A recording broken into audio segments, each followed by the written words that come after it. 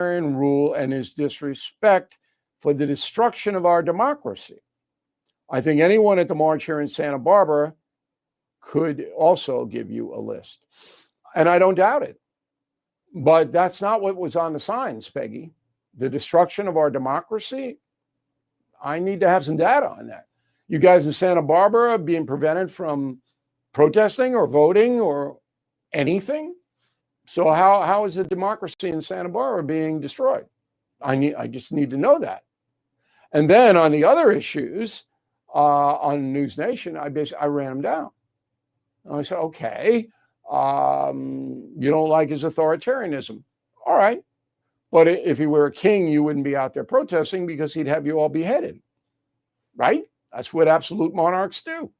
But your head's still there, whether it's on straight or not. But I appreciate the commentary. I do. I want you to challenge me, but I think that was all a contrived event. But I do think you're correct that most of the people who do not like President Trump reject his authoritative approach. I think you were right on that. In a moment, something you might not know. Hey, Bill O'Reilly here. Still paying full price for gas? Stop leaving money behind. With the free Upside app, you can earn real cash back every time you fill up. Just download Upside from the App Store or Google Play and use promo code BILL. Get an extra 25 cents back per gallon on your first tank. Listeners are earning $200 to $300 a year from buying gas they already need. Cash out anytime your bank account, PayPal, or an e-gift card for Amazon and other brands. Now, I thought it was too good to be true, but it's legit. People are getting paid to commute. You can too. So don't wait. Download the free Upside app now. Use promo code BILL to claim your bonus. That's promo code BILL. Offers vary by user and location.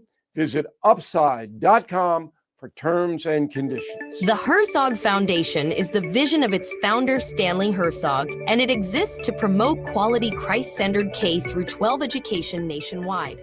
Hi, this is Chris Stegall with the Herzog Foundation.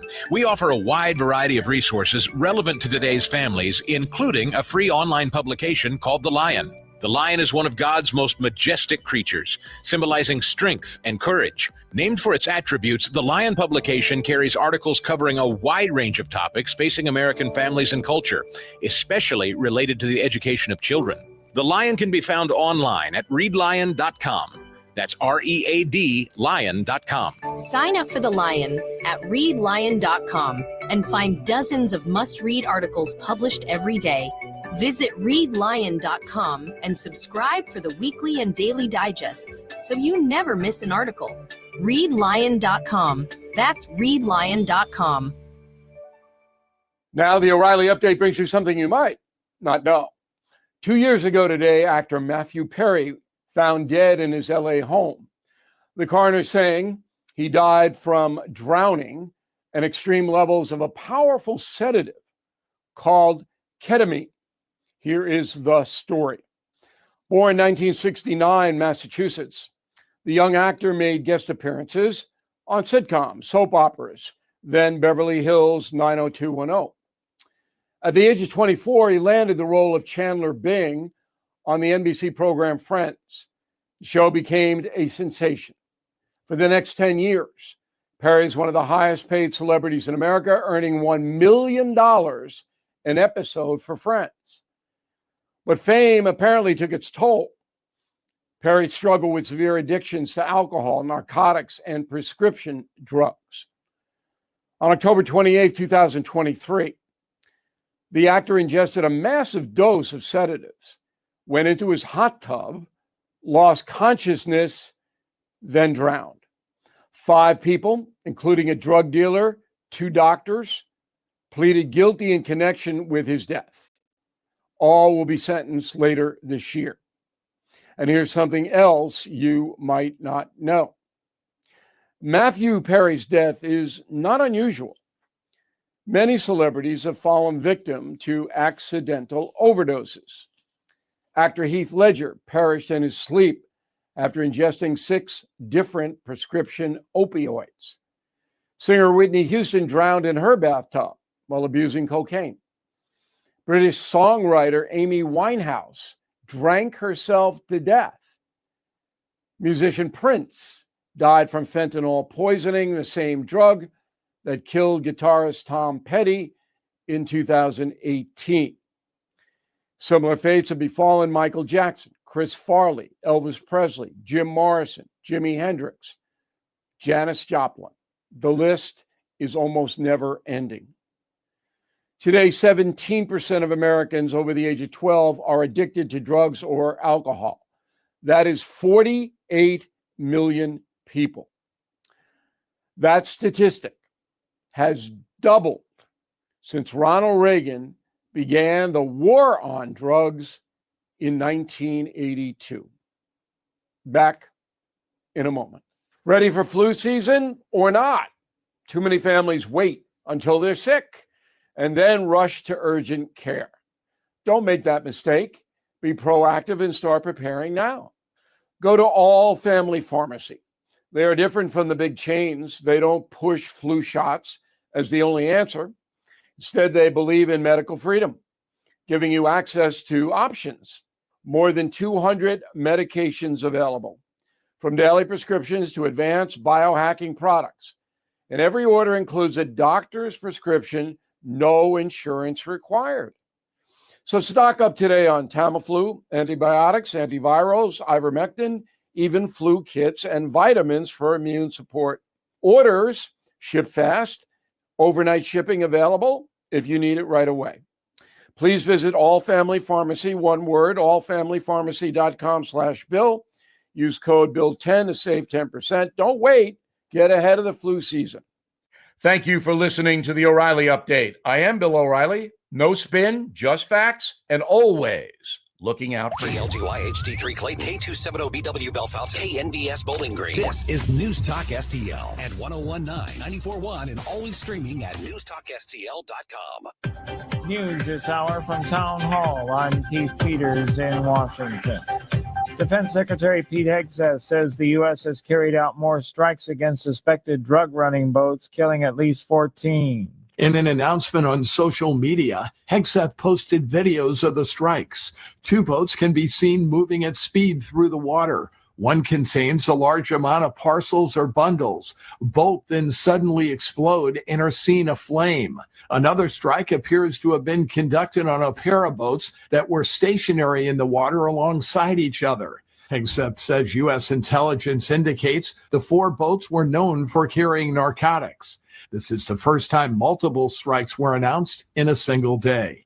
Mike Hemp in Washington. An online retailing giant is slashing a bunch of jobs. Amazon is cutting roughly 14,000 corporate positions as it spends more on artificial intelligence. An Amazon spokesman says it's a matter of reducing bureaucracy, removing layers, and shifting resources to ensure we're investing in our biggest bets and what matters most to our customers' current and future needs.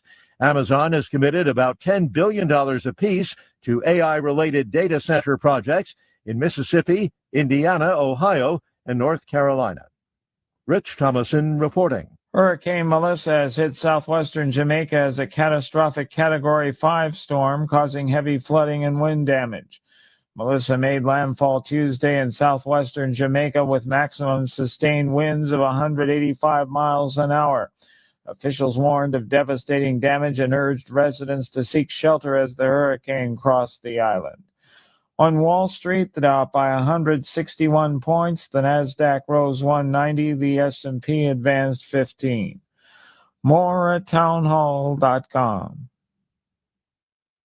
If you have an IRA or 401k, then this message is definitely one you need to hear. The price of 1 troy ounce of silver has more than doubled in the past 24 months, and silver is poised for huge gains in the near term. That's why when you call Advantage Gold at 800-741-GOLD, you'll be positioned for the next wave of dramatic growth in precious metals. The devaluation of the U.S. dollar and the volatility of the stock market all play a part in why silver continues to be a safe haven location for your assets, and why why precious metals continue to dominate in an uncertain financial climate. Learn more when you call 800-741-GOLD. We'll send you a free precious metals guide, plus a copy of former IMF Chairman Ken Rogoff's book, Our Dollar, Your Problem. The time is now for you to consider silver to protect your retirement. Call Advantage Gold at 800-741-4653 right now. Consult your financial advisor before investing. Call 800-741-GOLD.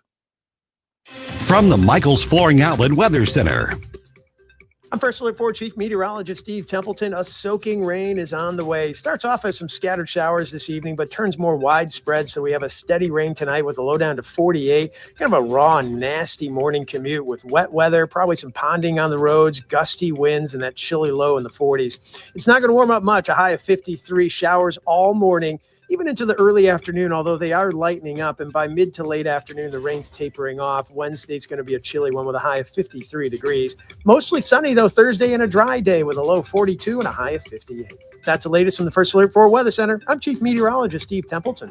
This hour of News Talk STL is brought to you by Rodney and Jen Wallner and the entire Wallner home selling team at Berkshire Hathaway. Call them today at 314-810-SOLD. 314-810-SOLD.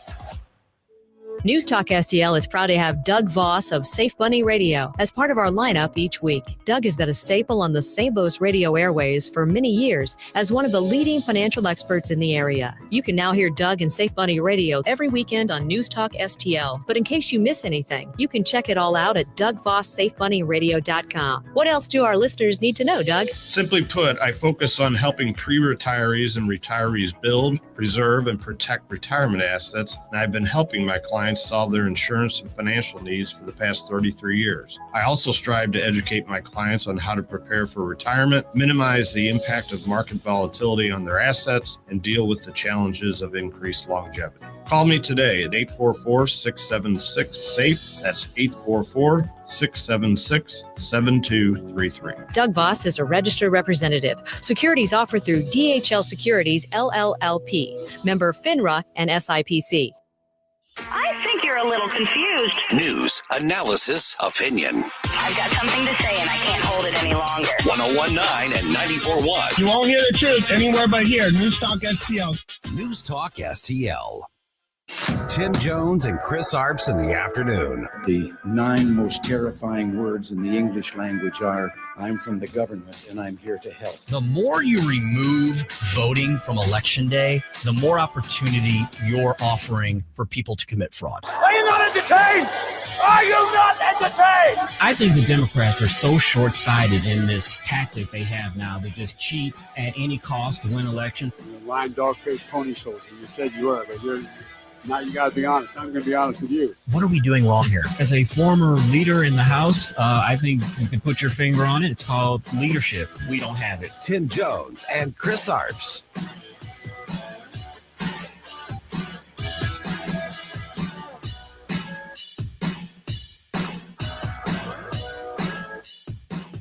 Thank you very much. Really appreciate it. And we had a phenomenal day here in Japan with a momentous trade deal. We made a big, beautiful trade deal for both countries. In fact, to the best of my knowledge, I think Japan also had their best stock market day ever. So your new prime minister is doing very well. First female, first woman prime minister. And I said, you already hit the highest stock price you've ever hit. So she's very happy. And we spent the whole day together. It was beautiful. And she's the Godzilla of American politics, bigfooting all across Asia, having a spectacular visit in Japan as the stock market indices back here on the homeland reach another round of record highs. We'll talk about that and lots more on a very busy Tuesday here on the Tim Jones and Chris Arps show. It is October the 28th, 2025. It's 4:07 in the PM. And it looks like it's about to become midnight outside. If this is not a dreary day in the heartland, I don't know what is. Chris Arps, your favorite kind of weather? Like worst kind of weather. What makes it even more depressing is Sunday. The clocks get rolled back, so it's going to be like pitch black when we leave out of here. I'm going to have to break out the sun lamp that I use every winter. Yes, you will. to keep me from going into a deep funk. But big news there. You hear the president. He has a lot of affinity for the new female prime minister. She is a protege of the late Prime Minister Abe. And reports say that Abe and Trump were very good friends. When President Trump came to Japan today, she gifted him with a golf club of the former prime minister. So they are very close. She's also, people call her kind of a Trump type candidate. She's very conservative. She wants closer ties with the United States, especially when it comes to the military. And also this trade deal they're talking about, $550 billion that they're going to invest in the United States. That is a pretty good foreign trip so far. Indeed. And yes, as you mentioned, Donald Trump absolutely showing something he often doesn't, and that was a softer side of himself today. Apparently, he became a bit emotional when the new prime minister presented him with that very special putter. He said, was this ceremonial, or did he actually use this? And the new prime minister said, no, Prime Minister Abe actually used this putter. And Donald Trump remarked he was a wonderful, wonderful man. They were indeed very close. So the president becoming a little emotional there and developing a very close attachment right off the bat to this new prime minister, who many say is very Reagan-esque, very Trumpian in her own right, as she is being already called the Iron Lady of Asia. Yeah, and as I mentioned yesterday during the end of the show, she has ties here to the United States. She was a congressional aide to the former Congresswoman Pat Schroeder from Colorado. So she understands the American system. She understands the politics. And I think we're going to see a much closer relationship between the United States and Japan. It's already a close relationship, but I think it's going to be even closer now. And the more important part is militarily, especially with China trying to be the big dog there in that neighborhood. This can absolutely be an excellent economic and military partnership, and Japan can help us keep an eye on communist China, who they have no love lost for. And that doesn't just go back a few hundred years. That goes back millennium. And one of the big things that have been talked about this trade deal is Japan, which we know has been notorious for not accepting a lot of American automobiles. They are going to allow a big shipment of Ford F-150s. And those of you that watch NFL, watch football regularly every year, you know that the F-150 is the best-selling pickup truck, I think, since like 1975. They have the record for that. So that's a huge deal to have the F-150, America's most popular truck, now going to be roaming the streets of Japan. That's fantastic. The F-150 is a great workhorse. I've driven many of them in my life. It was also the favorite pickup truck of the late, great Sam Walton of Walmart fame. Right. I saw his last F-150 he ever drove in the Walmart Museum last week in Bentonville, Arkansas. Yes, there is a Walmart museum. It is it's inside. Basically, it was the second store that Sam Walton and his wife ever owned was the Walton 5 and 10 on the main square in Bentonville. I'd never been there before. It looks like a Norman Rockwell painting. That whole square down in Bentonville, Arkansas is beautiful. And you walk inside, and the front is still got the facade of the old store. There's a mock-up. Well, I don't think it's a mock-up. I think it's it's Sam Walton's old office, and it's frozen in time in like the mid-'80s. And then around the corner, there's a lot of Walmart displays and things. And then his actual F-150 pickup is sitting right there in the front window. Yeah, just a testament to entrepreneurship and hard work is Sam Walton. Now his heirs, I think about 7 or 8 of them are on the Forbes billionaire list. So he's created a lot of wealth, particularly for his family, but also for his shareholders, for his employees, and for the nation. You know, similar story, Tyson Foods, which is also based in Arkansas. They've done the exact same thing. I think the founder was killed tragically in a car accident or some type of accident, and they have frozen his office the way that it was like from the 1960s of when he passed. So I guess that's a tradition in Arkansas for business titans. You just freeze their office to how it was before they passed on to the great beyond. Pretty cool piece of nostalgia and American history as well. Did you go in there and say, hey, Stan Kroenke, look what he did to the Rams. He took our team to LA, or you didn't bring that personal aspect of it?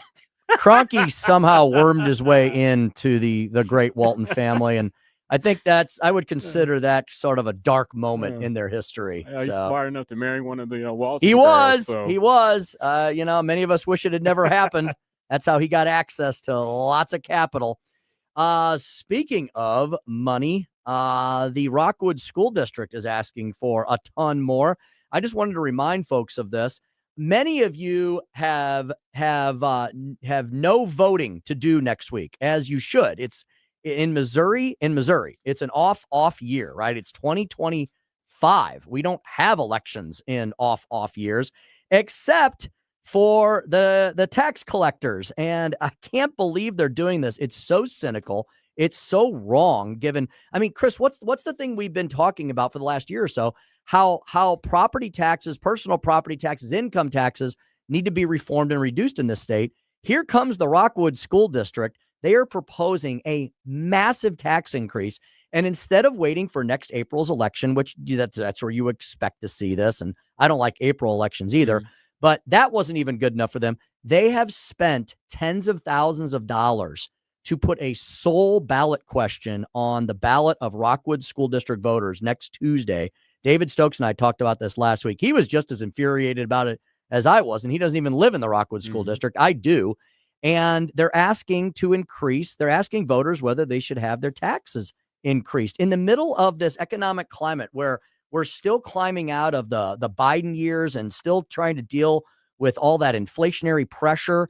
We've been talking about how property tax reform is going to be top of the ticket next year in the legislature. And here comes a major school district in Missouri and is asking citizens and voters to pay more. All right, let me ask this because you live in the Rockwood School District. Dave Stokes probably knows this information as well. What are they asking for? Is this for teacher pay? Is this to upgrade facilities? Does Rockwood High School need a new field or a new gym? What exactly are they asking this money for? Or is it just, hey, we want more money and we think we can get it by putting it on an off year election? I think they're claiming it's for teacher pay. Okay. Here's the problem.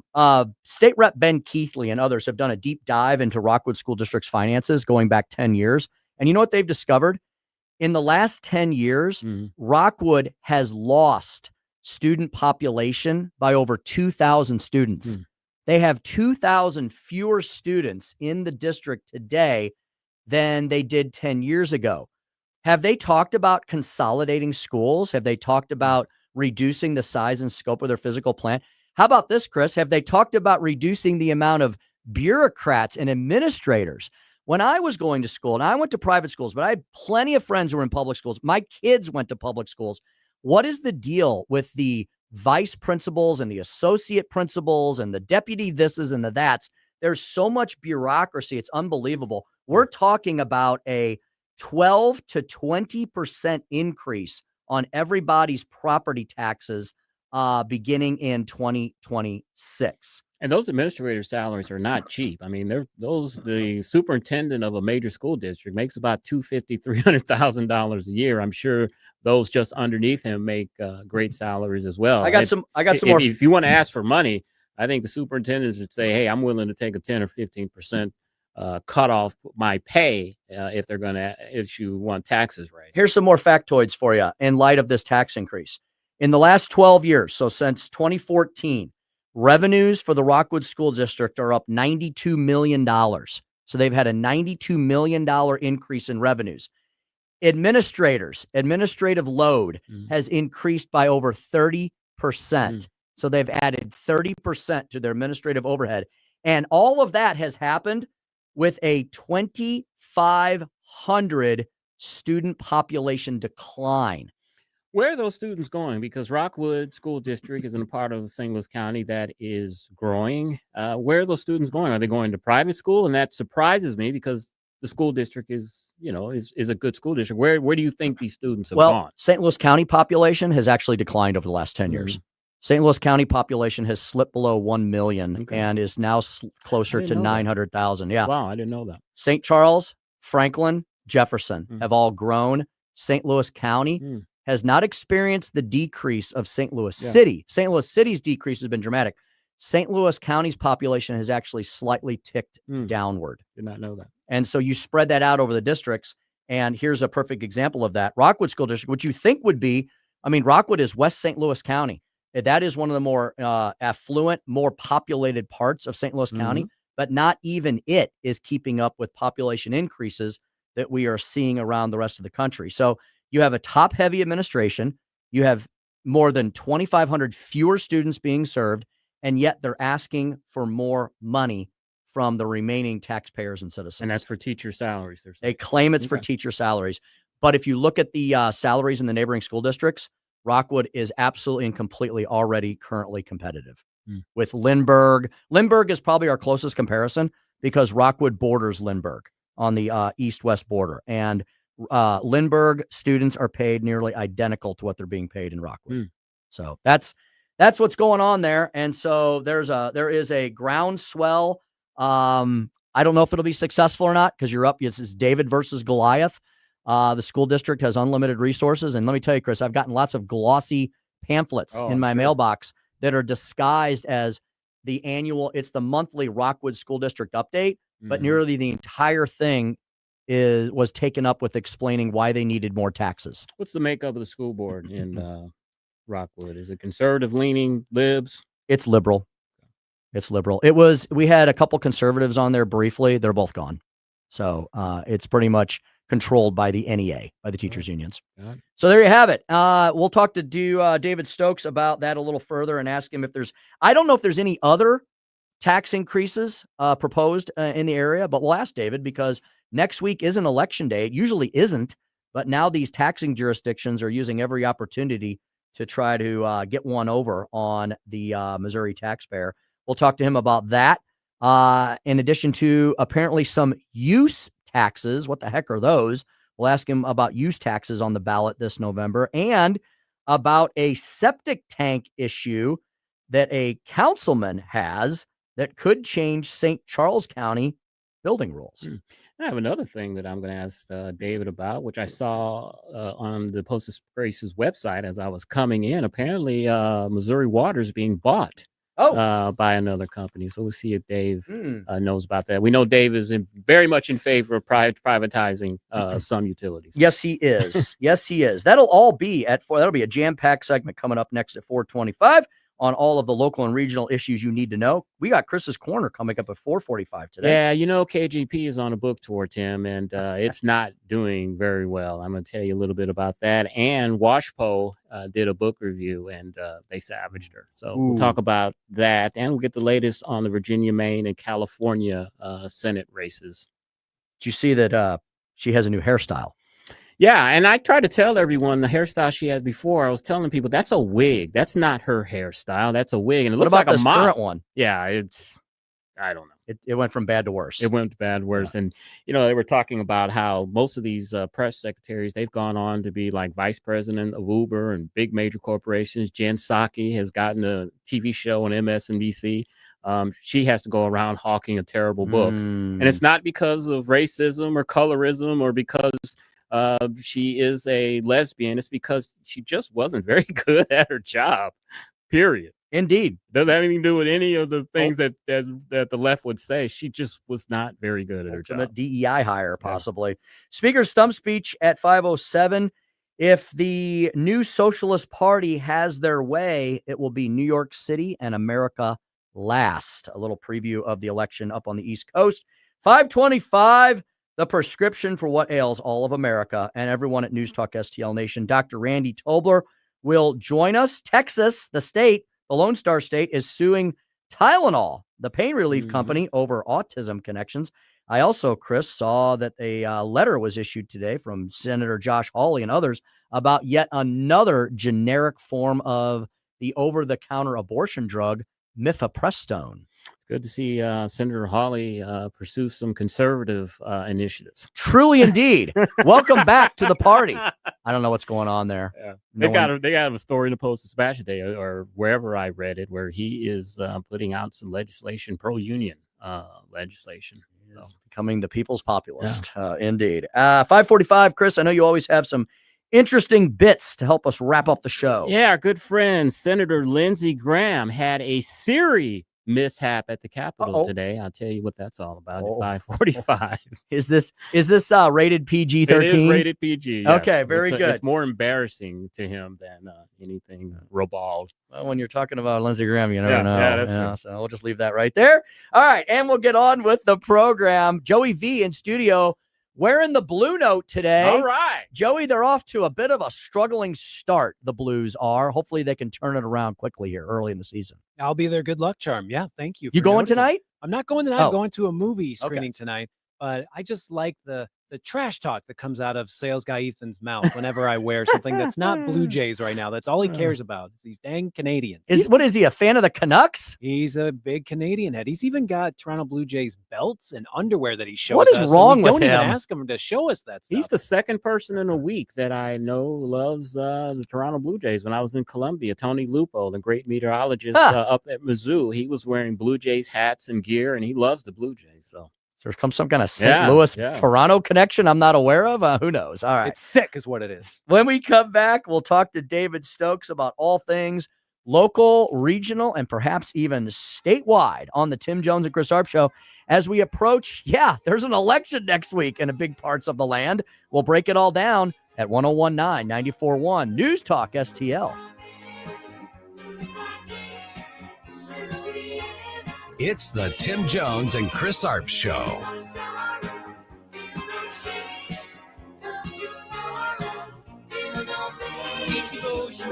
From the Michaels Flooring Outlet Weather Center.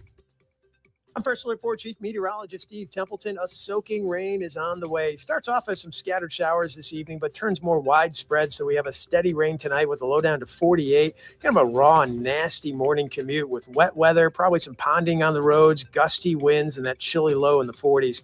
It's not going to warm up much. A high of 53. Showers all morning, even into the early afternoon, although they are lightening up. And by mid to late afternoon, the rain's tapering off. Wednesday's going to be a chilly one with a high of 53 degrees. Mostly sunny, though, Thursday and a dry day with a low 42 and a high of 58. That's the latest from the First Alert 4 Weather Center. I'm Chief Meteorologist Steve Templeton. If you have a phone, you have a radio.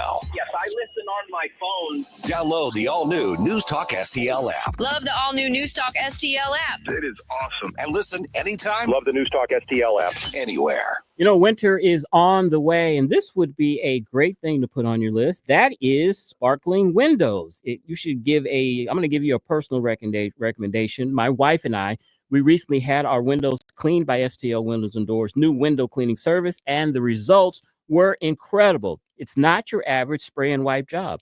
They use triple filtered, ultra pure water that's so clean you couldn't even drink it. Why? Because it pulls out minerals that normally cause streaks and spots. The result? Crystal clear windows, guaranteed streak free. Why not get your windows clean before this winter smudge and dirt gets on them? They handle both residential and commercial jobs up to 2 stories. For an average home, the team takes about 4 to 6 hours, and they just don't clean the glass. They also clean and inspect your screens, and they'll even rescreen if needed. You can even get on a regular schedule. Most homeowners do twice a year to keep their windows looking brand new. And of course, STL Windows and Doors is still the trusted family-owned company for new window and door installations here in the St. Louis metro area. Call for your free estimate today at 314-277-5952 or visit stlwindowsanddoors.com. That's stlwindowsanddoors.com. STL Windows and Doors, the preferred choice for insulation and window cleaning in St. Louis.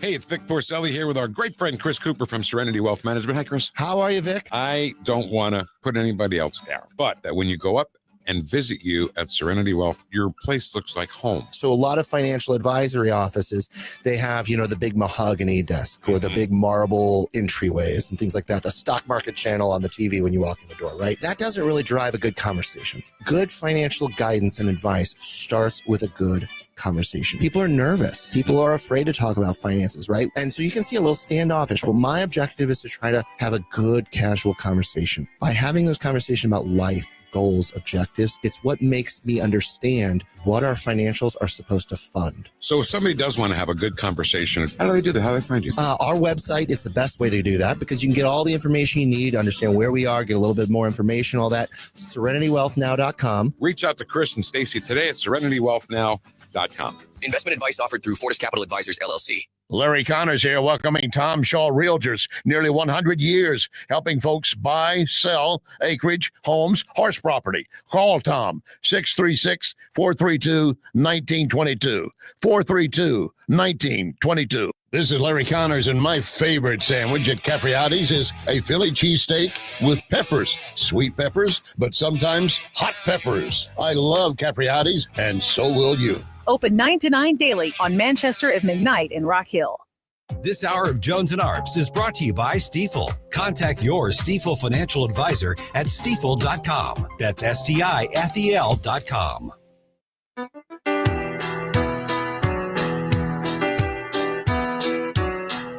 You're listening to Tim Jones and Chris Arps. Just as I thought it was going all right, I found out I'm wrong and I thought it was right. It's always the same, it's just a shame, that's all. For thousands of Missourians, the mailbox has also become the ballot box. But with USPS making several policy changes, your ballot may not get from point A to point B as quickly as it used to. USPS recently changed priority mail from 1-day guarantee to a 3-day guarantee. In addition, 540 Missouri zip codes are experiencing a reduction in postal service. If you have your ballot now and you haven't sent it back to us, get it in the mail as quickly as possible. Boone County Election Clerk Brianna Lennon reminds voters their ballots must be physically at their county's office by 7 p.m. Election Day. 428 on the Tim Jones and Chris Arp show. Not to be critical or anything, Tim, but doesn't the mail usually take about 3 days, or it used to get from one place to another? At least. And now that's a guarantee now, I guess. It's a guarantee? Yeah. See, the presumption in the law, there literally was a presumption in law.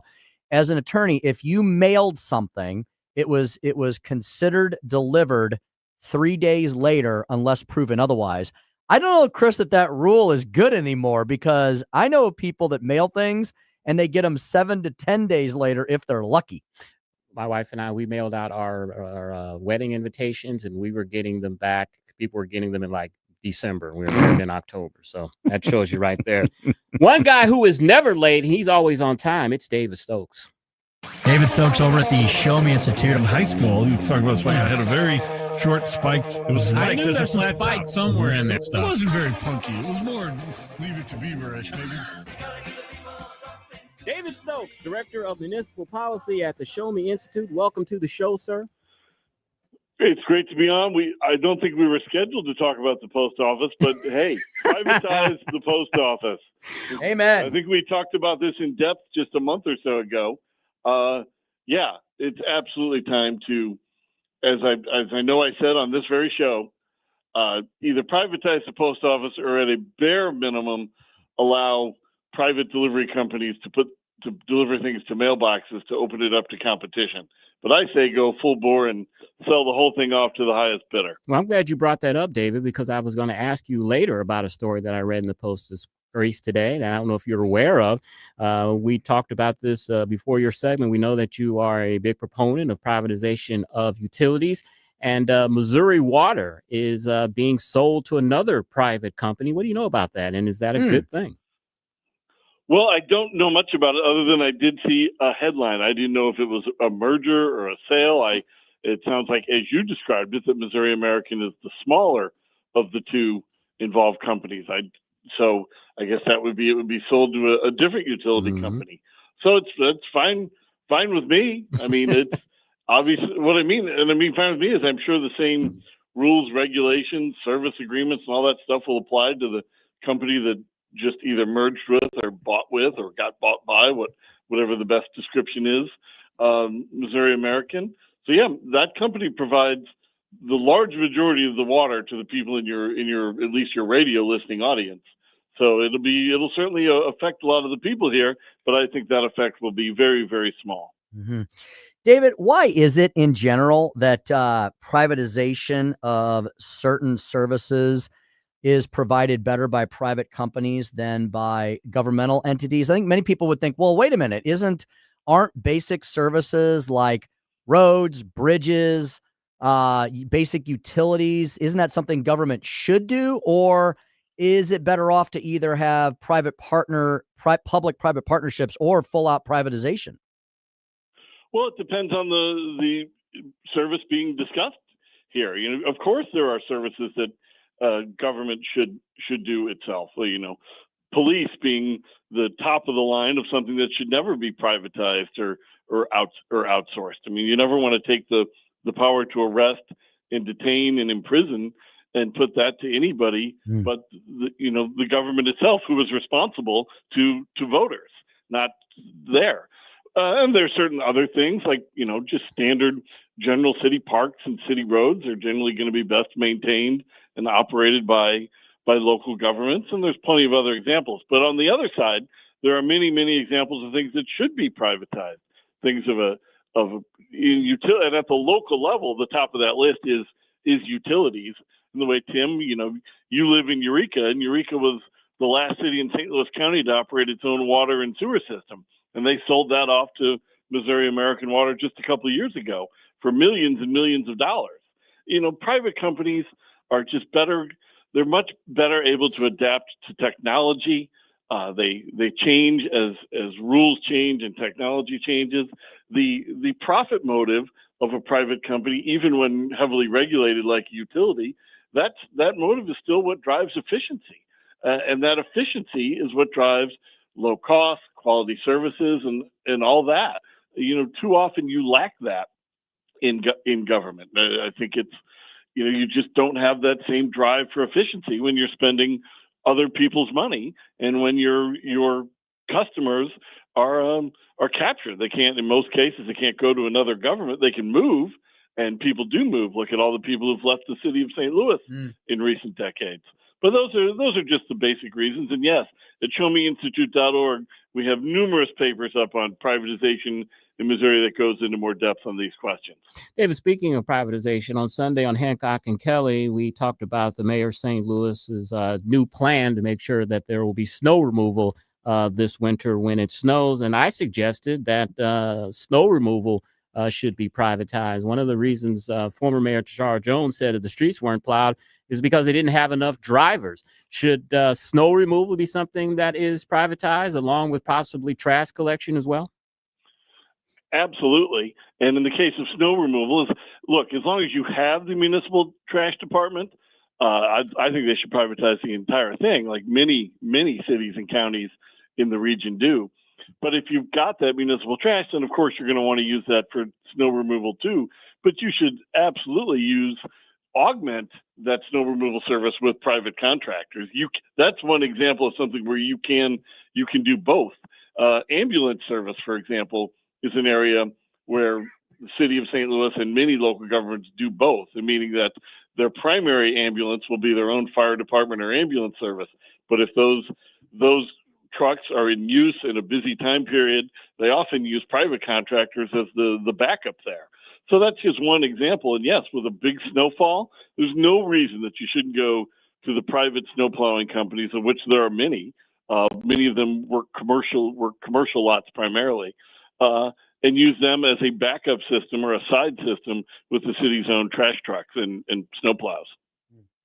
Speaking of David Stokes of the Show Me Institute, David, we went on a little bit of a rant and a rampage last Tuesday, and I think rightfully so, about the fact that there are a multitude of tax proposals and increase questions on the ballot next week, specifically in my home school district of Rockwood.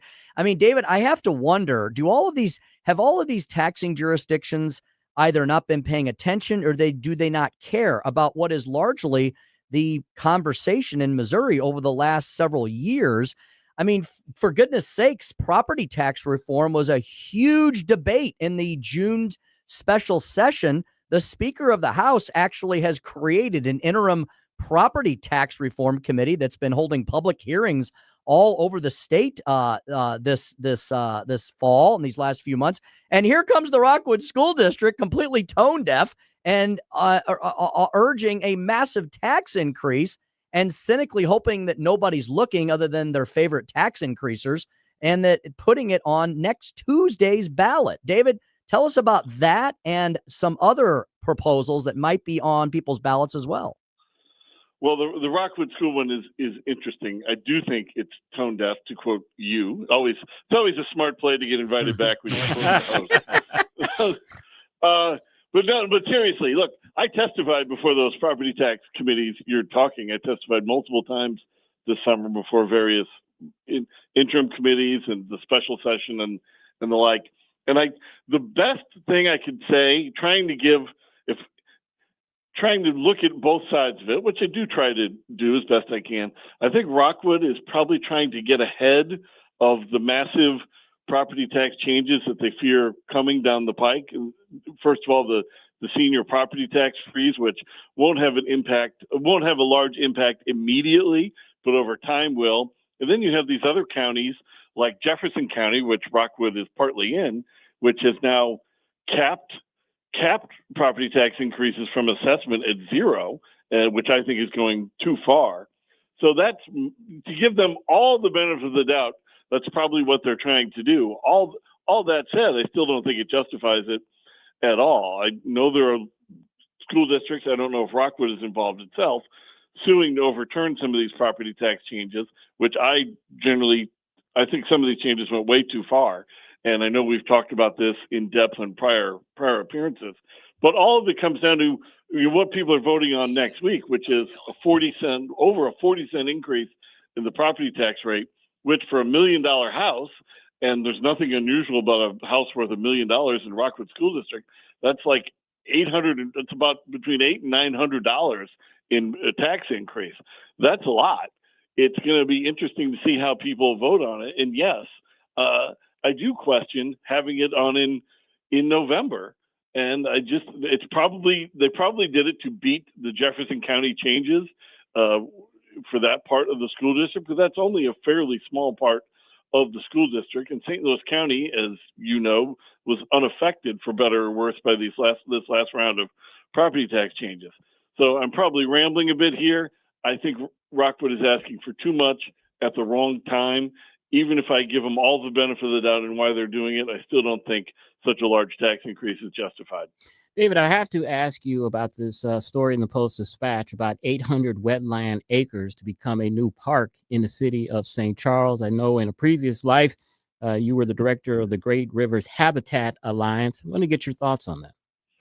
Well, I think it's exciting. I think it's, I was at Great Rivers Habitat Alliance for a couple of years, and now as they move, they've purchased a former duck club in St. Charles County up there, and it's being turned over to the county to operate as a park. And I think it's wonderful. It's just going to be preserved as wetlands, a place for flooding when that's necessary, and a beautiful area to walk, hike, and for nature. So I think it's really exciting. Good for Great Rivers Habitat Alliance to get it done, and good for St. Charles County to accept it and take over managing it. 800 acres make a great subdivision, though, wouldn't it? Yes, not in this floodplain. That's the last. You want to talk about something that'll be expensive? Rescuing those people from the next flood. So I think this is the right move. We can put the new subdivisions out in West St. Charles County where it doesn't flood nearly as much. Indeed. David, we have a story here as well that once again exemplifies the importance of every single person exercising their right to vote. Now, this was in a legislative body where you have generally tighter votes, but this kind of lends itself to proving that point. David, tell us about the Cortex eminent domain proposal that failed by a single vote at the St. Louis City Board of Aldermen level. This is great news. Cortex, which is the large, the scientific research company, nonprofit that's done a lot of amazing development in the Midtown and Central West End of St. Louis. I've got nothing against Cortex overall, but their tax status and their eminent domain authority was being renewed by ordinance. And in particular, the eminent domain aspect was up for a vote. And I do think it's terrible that a private organization like Cortex had been given the authority to enact eminent domain by the city of St. Louis. So I'm delighted to see that its renewal was killed and not approved. Now, the Post-Dispatch story thinks it sort of insinuates that there was some political payback to the alderman who had sponsored it. Look, I'm not a political consultant. I don't know if that's true or not. The story also insinuates that it'll be brought back up eventually, and Cortex will get that eminent domain ability. I hope that doesn't happen. The Cortex and the story is very clear that there is a building owned by it's a temporary storage facility that they're looking at eventually purchasing, and they want that eminent domain authority in case that company doesn't want to sell. I think it's just terrible that you would give a private company like this, a private entity, eminent domain authority to just take another business because it, in this case Cortex, wants to expand. They should have no ability to force the sale of this storage facility down there along the Forest Park Parkway. I think if they want to buy it, they should buy it for a fair market value. And if the owner of the storage facility doesn't want to sell, they are a tax-paying company right now that has employees and pays taxes. Nobody should force them to sell, even no matter what Cortex hopes to do with that property. So I hope that this is a big step. It's a great step. There's no justification for the use of eminent domain in this case, and I certainly hope that it doesn't change. I hope it isn't granted eventually, and it's definitely something I look to follow. David, before we let you go, does Show Me Institute have any big events coming up you would like to promote? We do not. Not that I know of, at least. We've had a whole lot of events recently, and but I don't know of anything in the St. Louis area soon. And if I'm wrong and I'm failing to promote something, I'm going to get a nasty email from our communications director. But your listeners should always visit showmeinstitute.org, including the events page there, where you can sign up to get notified of upcoming events, and that's the best way to stay informed. That's David Stokes, Director of Municipal Policy at the Show Me Institute. Showmeinstitute.org, and on X, David C. Stokes. Before I let you go, do you still like horses? I love horses, and I would love to go horseback riding around those 800 acres of wetlands. There you go. In St. Charles. David, have a great day, my friend. Thanks, guys. Always great talking with you. All right. 444, Chris's Corner. We're going to talk about KJP's book tour. It's not going very well. We'll give you the latest on these races in Virginia, Maine, and the redistricting effort in California. Listening to the Tim Jones and Chris Arps show on 1019 94.1 News Talk STL, number one for live and local conservative talk. I love you more than I wanted to. There's no point in trying to pretend. Like and subscribe to us on Rumble. News Talk STL.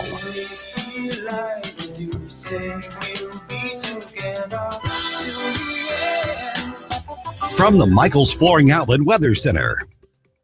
I'm First Alert 4 Chief Meteorologist Steve Templeton. A soaking rain is on the way. Starts off as some scattered showers this evening, but turns more widespread. So we have a steady rain tonight with a low down to 48. Kind of a raw, nasty morning commute with wet weather, probably some ponding on the roads, gusty winds, and that chilly low in the 40s. It's not going to warm up much. A high of 53. Showers all morning, even into the early afternoon, although they are lightening up. And by mid to late afternoon, the rain's tapering off. Wednesday's going to be a chilly one with a high of 53 degrees. Mostly sunny, though, Thursday and a dry day with a low 42 and a high of 58. That's the latest from the First Alert 4 Weather Center. I'm Chief Meteorologist Steve Templeton. If you have a phone, you have a radio. Download the all-new News Talk STL app. Love the all-new News Talk STL app. And listen anytime, anywhere.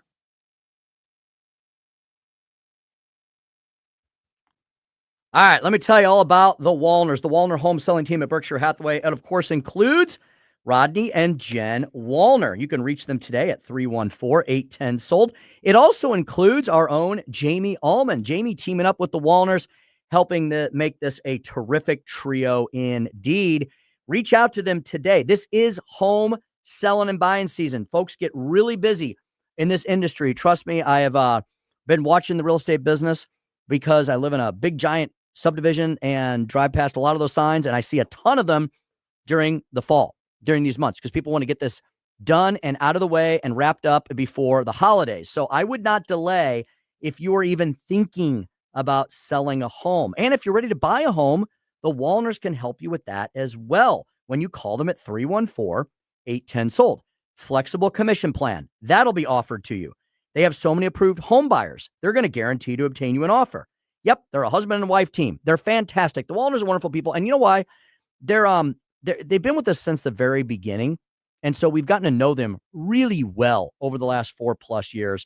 They're wonderful people. They're great parents. They're great members of the community. They give tons of their time and their treasure to some really, really important charities, supporting first responders, supporting foster kids, and so much more. And they know this area. This is not a fly-by-night, we kind of do this on the weekend when we feel like it kind of operation.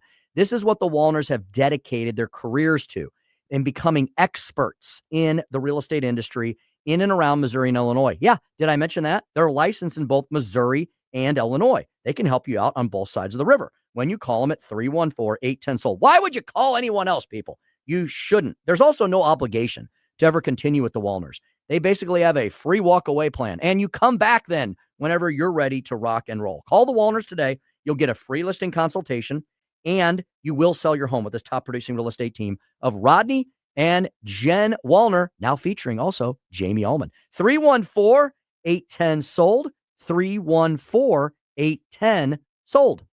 Hey, Mike Ferguson here, and for nearly 40 years, Nutrition Stop has been St. Peter's trusted source for natural living. They've got a great, knowledgeable staff offering more than just products. They provide guidance on your wellness journey with exceptional service, from 100% grass-fed meats like elk and bison and local produce to quality supplements and clean household products. 4101 Mexico Road in St. Peter's, just off the interstate at Cave Springs and Highway 70. On the next Larry Connors USA. One member of the White House who might know thinks the shutdown will end by the end of this week. Do you agree? Larry Connors USA. Now weeknights 6 until 8 on News Talk STL. This hour of Jones and Arps is brought to you by Stifel. Contact your Stifel financial advisor at stifel.com. That's STIFEL.com.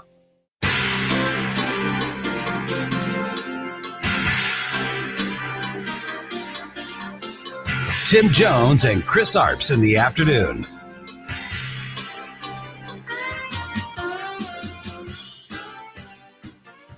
Would be president.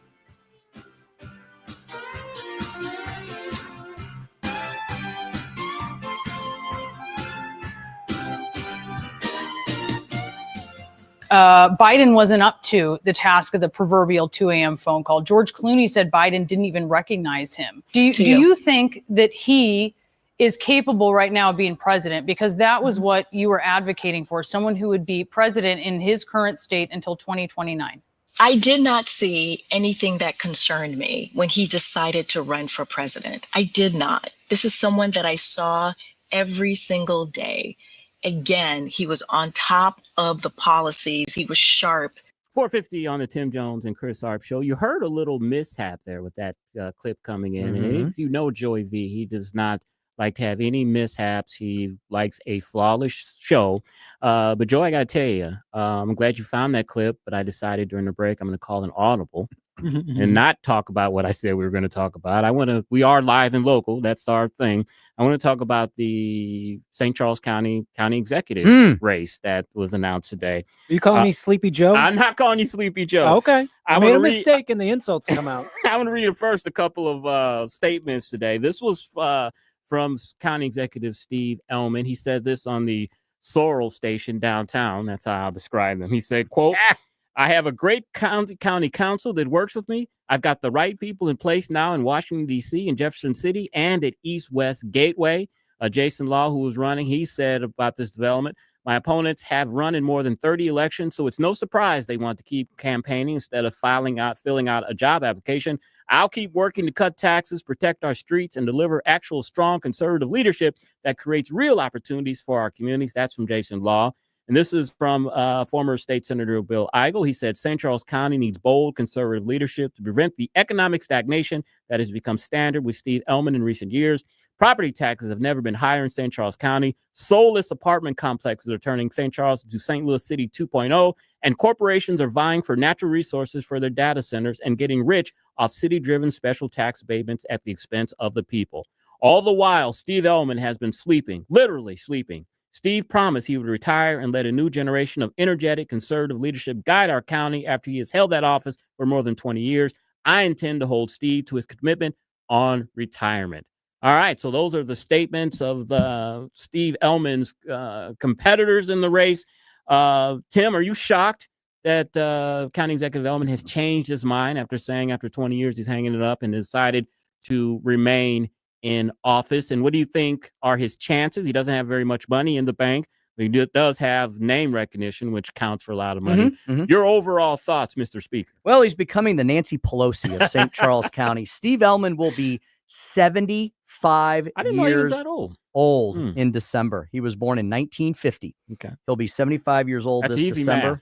math. It is. It was. I did it. I'm not, Chris. I admit my faults often, and I am not a numbers guy. Me Just neither. ask my wife. I can't remember a damn thing dealing with numbers. I can remember words really well, though. Steve is in his 5th term. I mean, aren't we the party that always says, hey, now look, I'm not a term limits guy. I do believe that voters get the representation that they deserve, that they voted for. On the other hand, I also believe very much in what our founding fathers viewed as public service. It's wonderful to serve. I am blessed that I was able to serve 3 terms on the city council, 4 terms in the state house. And then it's good to go back into private life, like what John Adams did. John Adams, Thomas Jefferson, all the founding fathers. George Washington said, we shall not have a king in this nation. They would have elected Washington till the day he died, right? He did his 2 terms. That's kind of where we got the whole 2-term thing for president. And so I think you need to know at what point do you hang it up and move on. I don't know what Steve Ellman's afraid of. Why does he not think that either Bill Eigel or Jason Law are worthy enough to pick up the mantle and carry forward? St. Charles is a growing community. Steve has done some great work in the past, but I think it's time to turn it over to the next generation below him. And a little inside baseball, we were kind of speculating about this before the show began. I think, and I said this on Hancock and Kelly, he helped keep bringing that up, but I think that some folks came to County Executive Ellman and said that the 2 gentlemen that are in the race now are going to split the vote, and that may allow Senator Bill Eigel to become the next county executive. And I think some people that are aligned with him said, you have to stay in this race, because they don't believe Senator Eigel would be a good county executive or the right fit. And so I think he is doing this. I think he probably did want to retire. 4 terms is a lot. That's a very stressful job. But I think people have basically came to him and said, we need you to stay in to, quote unquote, save the county. I don't know what that means, though. I don't think either Jason Law or Bill Eigel, who are, I think, both nearly lifelong St. Charles Countyans. I know Jason Law is the mayor of Lake St. Louis. I believe he's lived there a long time.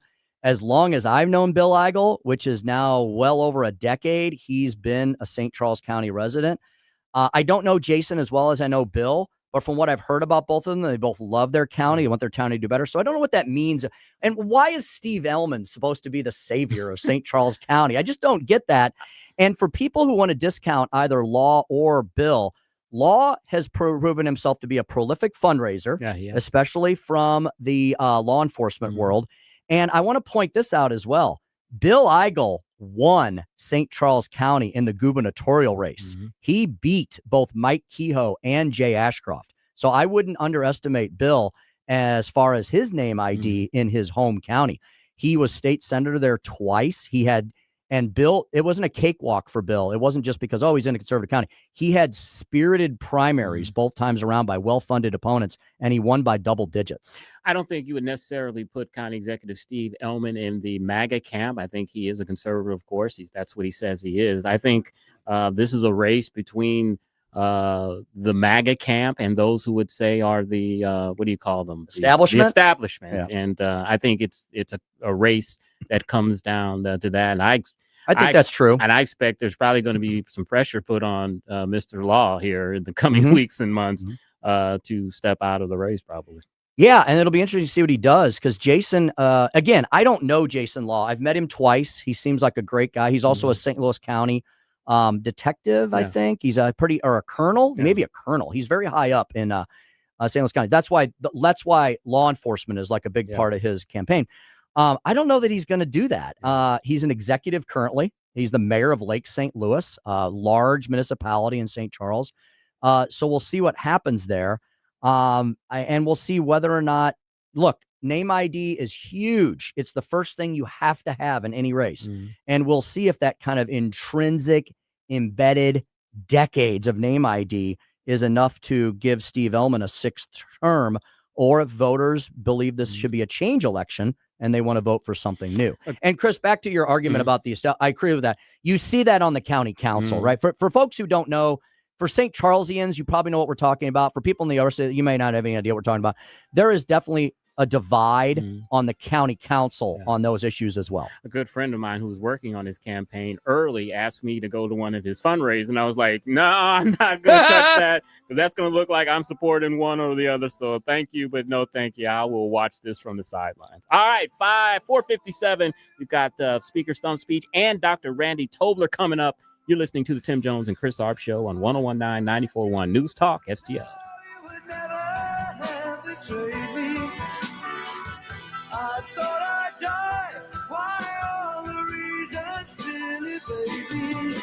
But you're back. It's the Tim Jones and Chris Arps Show. Now I can feel you. Now that I want you. Now I can touch you. Report cards are a good way to show how well your kids are doing in class and where they might need improvement. We at the Show Me Institute believe schools should get grades too, so parents can see how their child's school compares to others. That's why we came up with the Missouri School Rankings Project. Click on the website moschoolrankings.org and it's all there. Rankings and letter grades for all the schools in Missouri. The rankings are based on categories such as student performance in English language arts and math, ACT scores, and graduation rates. Then we take the rankings and come up with a grade point average, just like your child has. Each school and district has a grade, and the website is easy to use. And now we've added spending data for every district, so parents, taxpayers, and policymakers can see where the money is going. Don't you want to know how your child's school stacks up? Learn more at showmeinstitute.org. The Show Me Minute has been brought to you by Show Me Institute and Show Me Opportunity. Jamie Allman here, tossing and turning over retirement worries. You're not alone. 3 out of 4 Americans share your concern about having enough saved. But here's the thing. A comfortable retirement isn't out of reach, even if you're planning for 30 or 40 years ahead. Every day, Jeff Portman from the Gemini Wealth Group helps people avoid the critical mistakes that can derail their retirement. Build your path to financial confidence. Visit GeminiWealthGroup.com or call Jeff directly at 314-888-0123. Securities and advisory services offered through LPL Financial, a registered investment advisor. Member FINRA, SIPC. KLGY HD3 Clayton, K270BW Belfast, KNBS Bowling Green. This is News Talk STL at 101.9, 94.1, and always streaming at newstalkstl.com. News this hour from Town Hall. I'm Keith Peters in Washington. Isolated flight delays may spread as air traffic controllers go without pay during the government shutdown. Transportation Secretary Sean Duffy was at LaGuardia Airport Tuesday pleading their case and making it clear that recent delays may only get worse. On Sunday, 44% of the delays were because of staffing shortages. Yesterday, that number was 24%. He says many are calling out sick, working second job. The FAA was already short on staff before the shutdown, but Duffy says the situation is making things worse for training new controllers and keeping seats filled. Julie Walker, New York. House Speaker Mike Johnson is throwing cold water on the idea of a third Trump term. White House correspondent Greg Clugston reports. President Trump isn't ruling out a possible third term in the White House, saying he would love to do it. But House Speaker Johnson, who's a constitutional lawyer, said he doesn't see a path for a third presidential term. He said the country doesn't allow it, and amending the Constitution would take a decade and be too time-consuming. But that hasn't stopped the president from raising the possibility and selling hats that say Trump 2028. Greg Clugston, Washington. Israeli Prime Minister Benjamin Netanyahu has ordered the army to carry out powerful strikes in Gaza. This decision comes after an Israeli official reported that Hamas fired on Israeli forces in southern Gaza. Hamas has delayed handing over another hostage's body in response to Israel's planned strikes. On Monday, the Palestinian militant group handed over body parts that Israel identified as the remains of a hostage recovered earlier in the war. which Netanyahu called a violation of the ceasefire. More on these stories at townhall.com. The following is not an actor, but a real-life story from Trinity Debt Management. Every day I speak with people who are worried and are feeling a lot of pressure because of credit card debt. That's why I'm very proud of what we do at Trinity. We just help. We give people the support they need, along with a real plan to become debt-free. Credit card bills are consolidated into a single monthly payment that is much less than what they were paying before. Most of our members end up saving thousands and even may improve their credit scores by as much as 200 points. I know from the bottom of my heart that I'm making a difference in the lives of the people we help. It just makes me really happy. If credit card debt has you down, call Trinity at 1-800-990-6976. My name is Julie, and I'm a Trinity counselor. Call me and become debt-free for keeps. 1-800-990-6976. From the Michaels Flooring Outlet Weather Center. I'm First Alert 4 Chief Meteorologist Steve Templeton. A soaking rain is on the way. Starts off as some scattered showers this evening, but turns more widespread. So we have a steady rain tonight with a low down to 48. Kind of a raw, nasty morning commute with wet weather, probably some ponding on the roads, gusty winds, and that chilly low in the 40s. It's not going to warm up much. A high of 53. Showers all morning, even into the early afternoon, although they are lightening up. And by mid to late afternoon, the rain's tapering off. Wednesday's going to be a chilly one with a high of 53 degrees. Mostly sunny, though, Thursday and a dry day with a low 42 and a high of 58. That's the latest from the First Alert 4 Weather Center. I'm Chief Meteorologist Steve Templeton. This hour of News Talk STL is brought to you by Stifel, serving investors for over 130 years. Contact your Stifel financial advisor at stifel.com. That's STIFEL.com. I'm Dr. TJ, owner of the Institute of Natural Health, co-owner of Optimal Nutraceuticals, and the host of Wellness One. Wellness One is designed to cut through the nonsense and provide you common sense science-based information regarding health and wellness. On the show, we discuss topics like thyroid health, gut health, hormone optimization, and many others. Our show airs Saturdays at 10 a.m. and 2 p.m. and Sundays at 11 a.m. and 3 p.m. right here on Newstalk STL. And you can visit us at inhstl.com. That's inhstl.com. All the information I need on the drive to work. Mike Ferguson in the morning. I keep it on throughout the day, whether it's local, national, or something big that's happening overseas. News, analysis, and opinion. St. Louis is #1 for conservative talk. News Talk STL. You know what I did today? I made an appointment with my good friends out at Tyler Trineri. Yeah, taking the Jeep out there for a little, just a regular standard interval service maintenance kind of tune-up kind of thing that I do every 5,000 miles, as you should. And that's why my vehicle just takes a licking but keeps on ticking. Let me tell you, are you looking? So that's my vehicle. Are you looking for a new vehicle or a used vehicle? Are you looking for a great deal on a Chrysler, a Dodge, a Jeep, or a Ram? Then you need to check out Tyler Trineri, tylertrineri.com on the internets. Hey, I'm here to tell you what all of Tyler Trineri's customers already know. Every new vehicle, listen closely, every new vehicle sold by Tyler Trineri and select used ones come with the exclusive Tyler Trineri lifetime warranty. I said that correctly. A true stem-to-stern lifetime warranty with no limit on mileage or years owned. It's true. It's why everybody near, far, up, down, east, west, north, south comes from all over the Midwest region to shop at Tyler Trineri. And as I said earlier, they have a service department second to none. I should know. I've been visiting them for many, many years, long before they came to me and said, hey, we'd like to do some advertising with you on News Talk STL. I'm a loyal and I'm a very happy camper and customer. For the best price, selection, and that amazing lifetime warranty, I want you to check out Tyler Trineri in beautiful Pacific, Missouri today. They're literally right off Interstate 44. Really easy to get to from anywhere. TylerTrineri.com. That's TylerTrineri.com. Tim Jones and Chris Arps in the afternoon. The 9 most terrifying words in the English language are, I'm from the government and I'm here to help. The more you remove voting from Election Day, the more opportunity you're offering for people to commit fraud. Are you not entertained? Are you not entertained? I think the Democrats are so short-sighted in this tactic they have now to just cheat at any cost to win elections. You're a lying dog-faced pony soldier. You said you were, but now you got to be honest. I'm going to be honest with you. What are we doing wrong here? As a former leader in the House, I think you can put your finger on it. It's called leadership. We don't have it. Tim Jones and Chris Arps.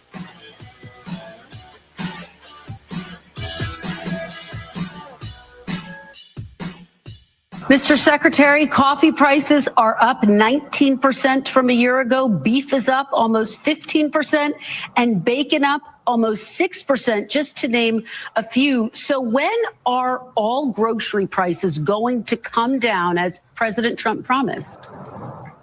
Well, Kristen, it's unfortunate. As much as I like you, you like to cherry pick. So, when we came in, it was eggflation. Egg prices are down, gasoline prices are down. Overall, the inflation since President Trump has come in, has come down. Kristen, you don't get to cherry pick. Inflation is a composite number.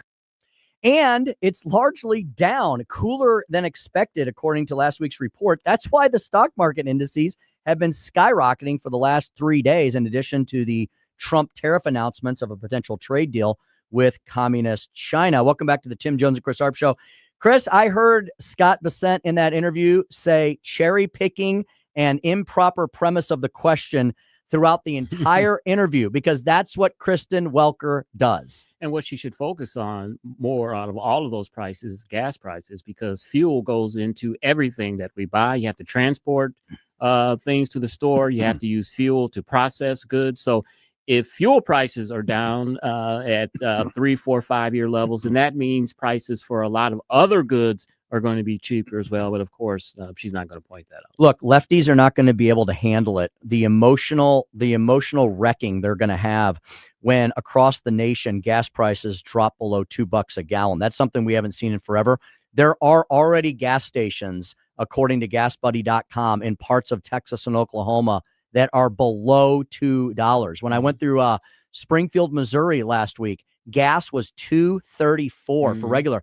And there's a lot of factors that go into it that we could discuss for hours.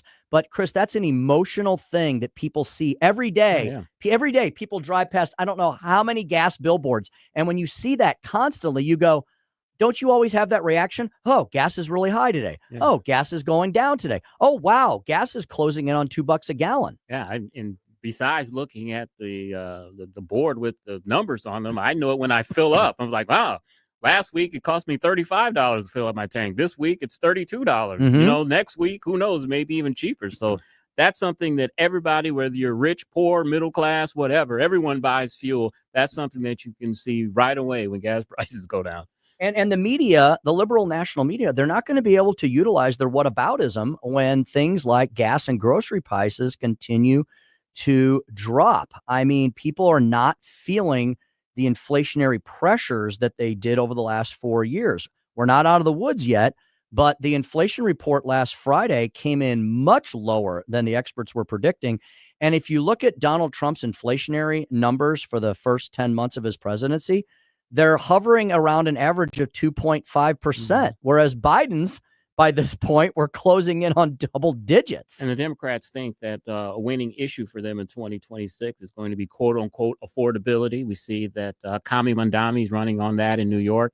We see other candidates that are running on that as well. Affordability. If gas prices and inflation continues to go down, that's going to be one of their major issues taken away from them. But the president and Republicans will have the issue of lower crime, and also not having a lot of illegal aliens crossing into the border and trying to stop that crime. So good issues for Republicans coming up in 2026. Yeah, it's so funny. The gaslighting that the liberals and the Democrats do to their own voters is really astounding, right? Because when you talk about affordability and when you talk about a buzzword, prices being too high, you know where that exists most often? In not even just urban areas, in any area which Democrats control. The areas that Democrats control in this country tend to be the highest price and the least affordable. So for all those people that are yelling and screaming, it's almost like you just want to hold a mirror up to their face and say, look, You're the problem. Yeah, I just want to tell the Californians that are talking about affordability, look, you pay It's an entire state. Exactly. You pay $5 and $6 a gallon for gasoline because of your strict environmental standards and that you put on the oil company. So affordability has nothing to do with the president's policies. It's the people in Sacramento and in Albany and other capitals in blue states. Yeah. California, in my humble opinion, as a non-economics, as somebody who doesn't hold an economics degree, but we've studied these issues for decades in public policy. California should be the most affordable place to live in the country. It has an overabundance of natural resources. It has a climate whereby you can be productive nearly year round, right? Like you can run your factories and your businesses. Like you don't really have a downtime. Here in the Midwest, man, a lot of businesses grind to a halt in January and February. Anybody who does any exterior work or like window cleaning companies or roofing and siding and gutters. In California, it's a 12-month work cycle.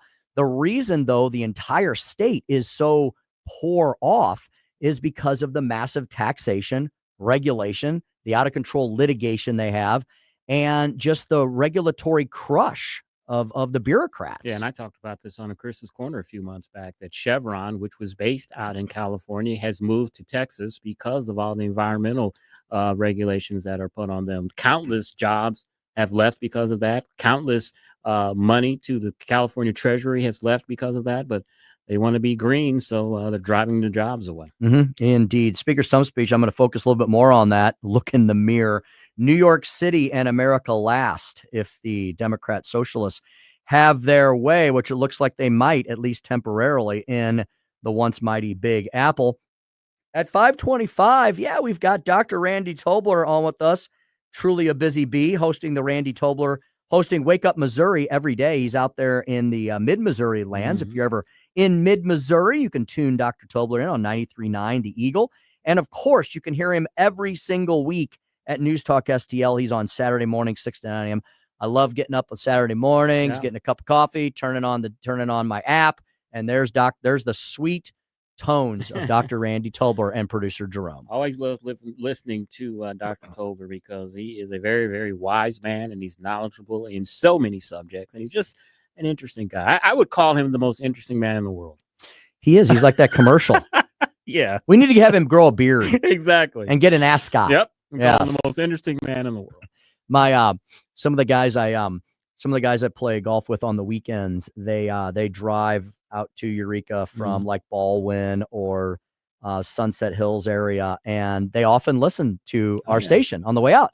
And they always tell me, they'll always say, "Hey, I heard Dr. Tolbert talking about so and so." Or some mornings when I get up earlier, like they'll tell me if you or I had been on with Dr. Tolbert. Hey, just heard you, or just heard Chris on with Dr. Tobler. So it's a great thing to do.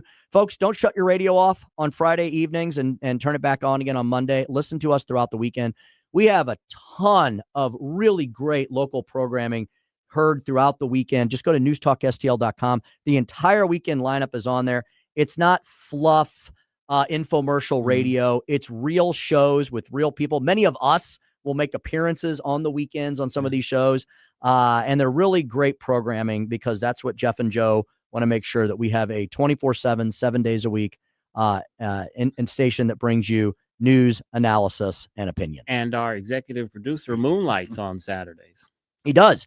He does the Right Mind Show with the great and sometimes wacky Todd Showalter. Yeah, Todd and I have been having so much fun. Too much fun that we actually got banned from Sundays. There was a time where we were repeated on Sundays, and they said it's the Lord's Day. So. You want us to talk to somebody about that? Just say your prayer. Pray for me. That's all I want. Thoughts talk and to prayers. Somebody. So Saturdays at 5, you can hear the Right Mind Show with Todd Showalter. And how long is that show, sir? Well, it's the fastest 45 minutes in radio, really, is what they call it. That's with the commercials, but an hour, though, right? Yeah, it's a whole hour long, yeah. You should subscribe to the News Talk STL newsletter. That comes out typically Wednesdays, sometimes Thursdays. Joey had a special edition last week that came out Thursday ahead of Gabe Pfeiffer's last day on the morning show. So subscribe to that newsletter.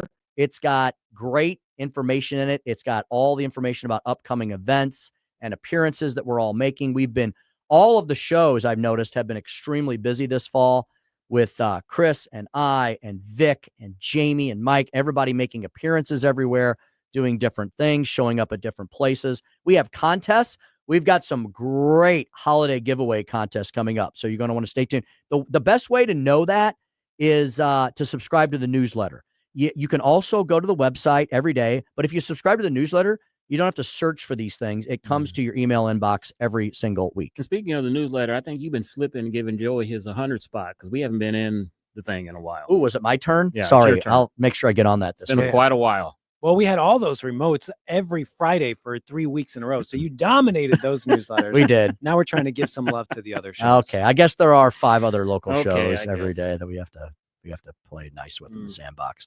Following us every evening, Larry Connors USA. Chris will tell you a little bit more about that later on in this hour. Dr. Randy Tobler coming up at 5:25. How about we get to today's speaker's stump speech? Elect the Democrat socialists, and it'll be New York City and America last. Listen to me, listen to me. I'm very consistent. I'm a very stable genius. It's time for the Speaker's Stump Speech, sponsored by Hanson's Tree Service at hansonstree.com. I've noticed a bit of panic setting in over at CNN. Not so much MSNBC, but I've noticed a bit because they embrace their full frontal socialism over there. But the networks that are still trying to make you believe that they're fair and balanced and they're just delivering you all the facts, ma'am. You know, the CNN, NBC, CBS, ABC, PBS, NPR to an extent as well.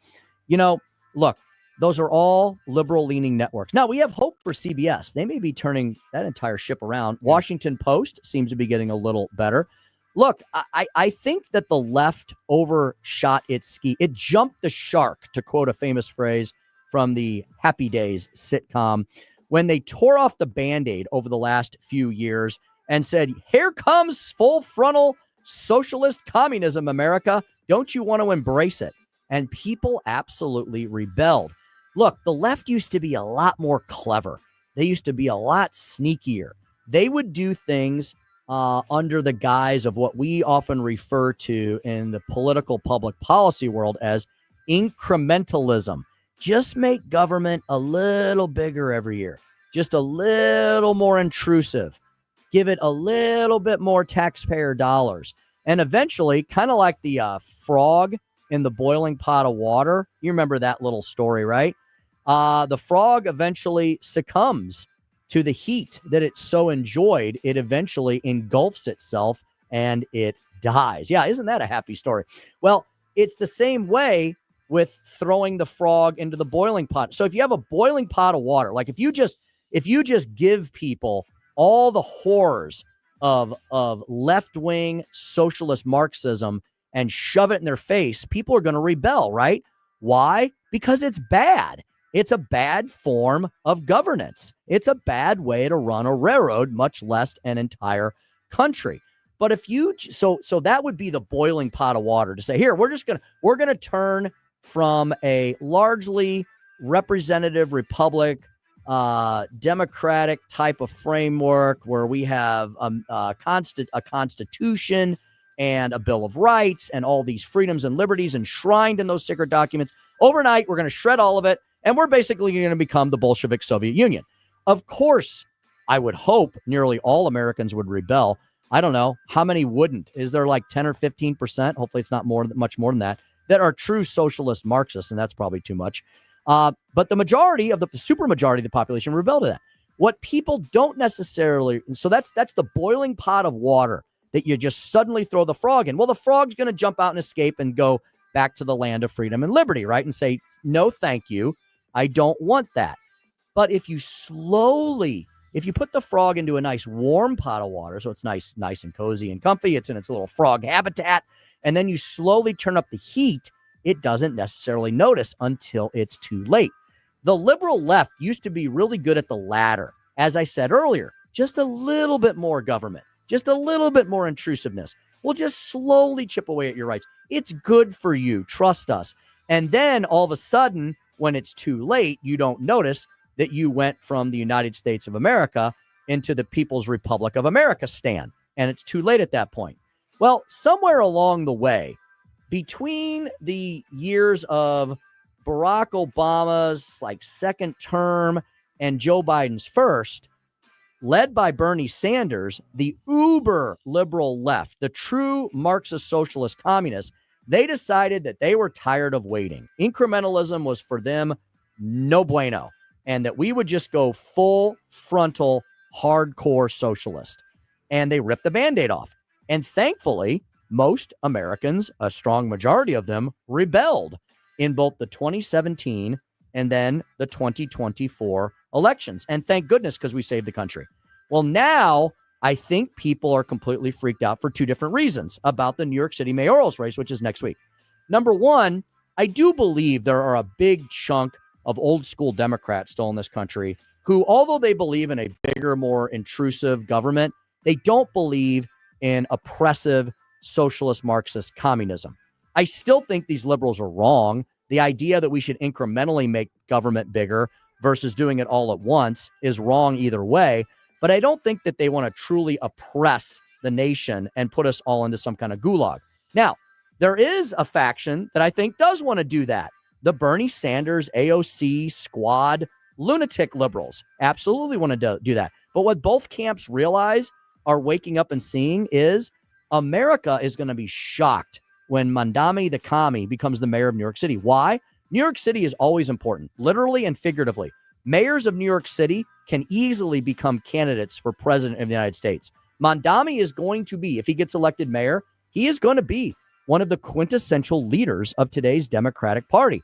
And he is saying the words out loud for the first time ever, I am a Democratic socialist. And I would put the emphasis on the second word, because that's exactly what he does. Is America ready for socialism? I hope not. Not now, and hopefully not ever. We are the world's largest beacon of freedom and liberty, the world's largest representative democracy.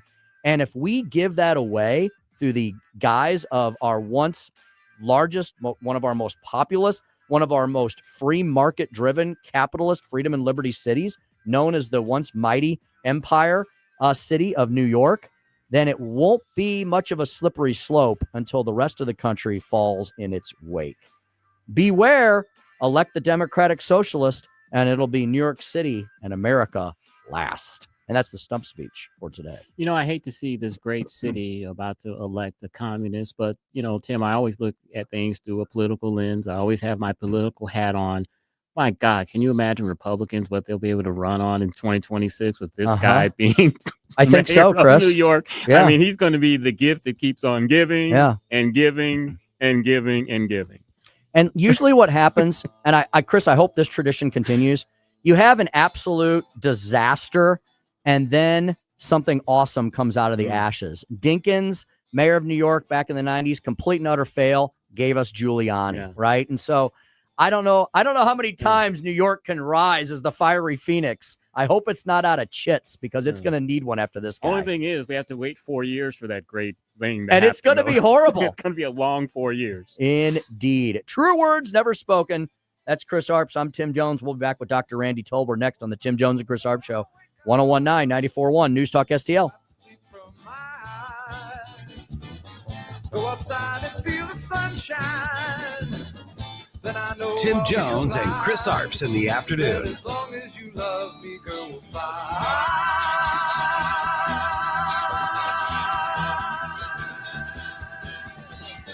From the Michaels Flooring Outlet Weather Center.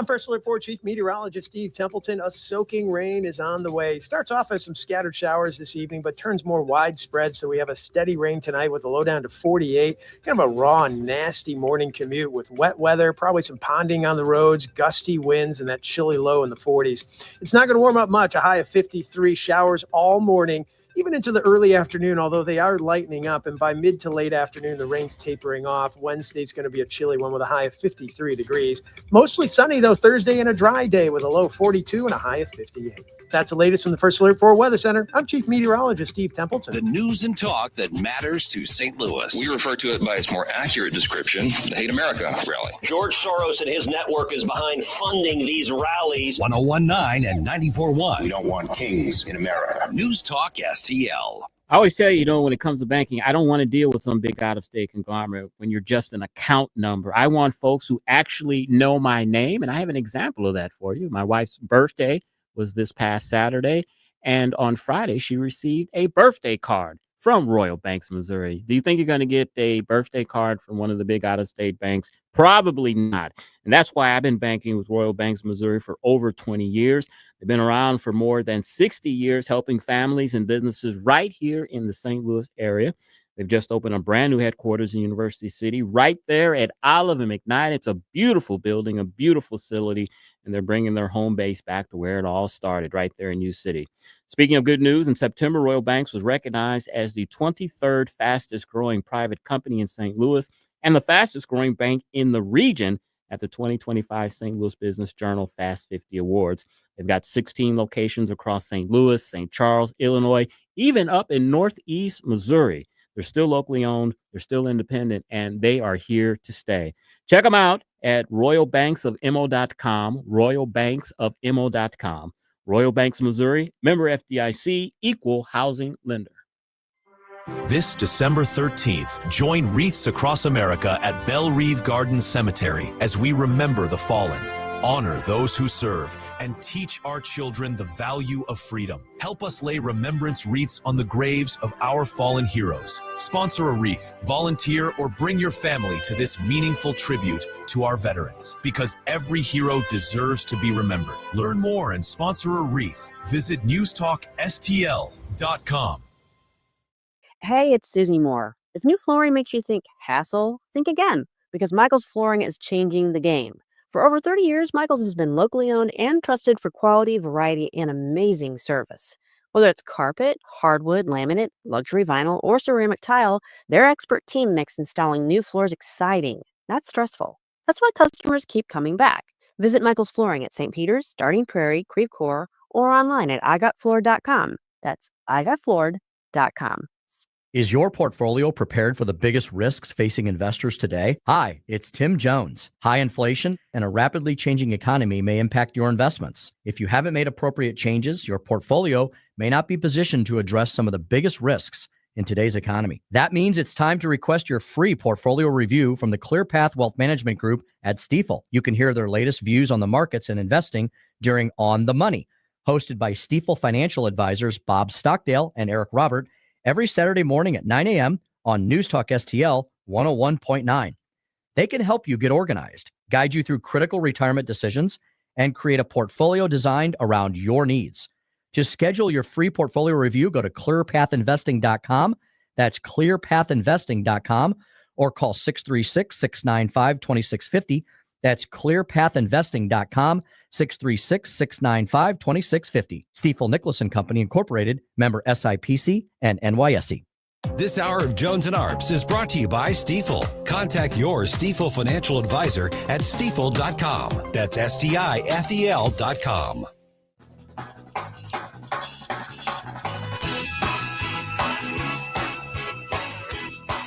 Follow us on Rumble at News Talk STL.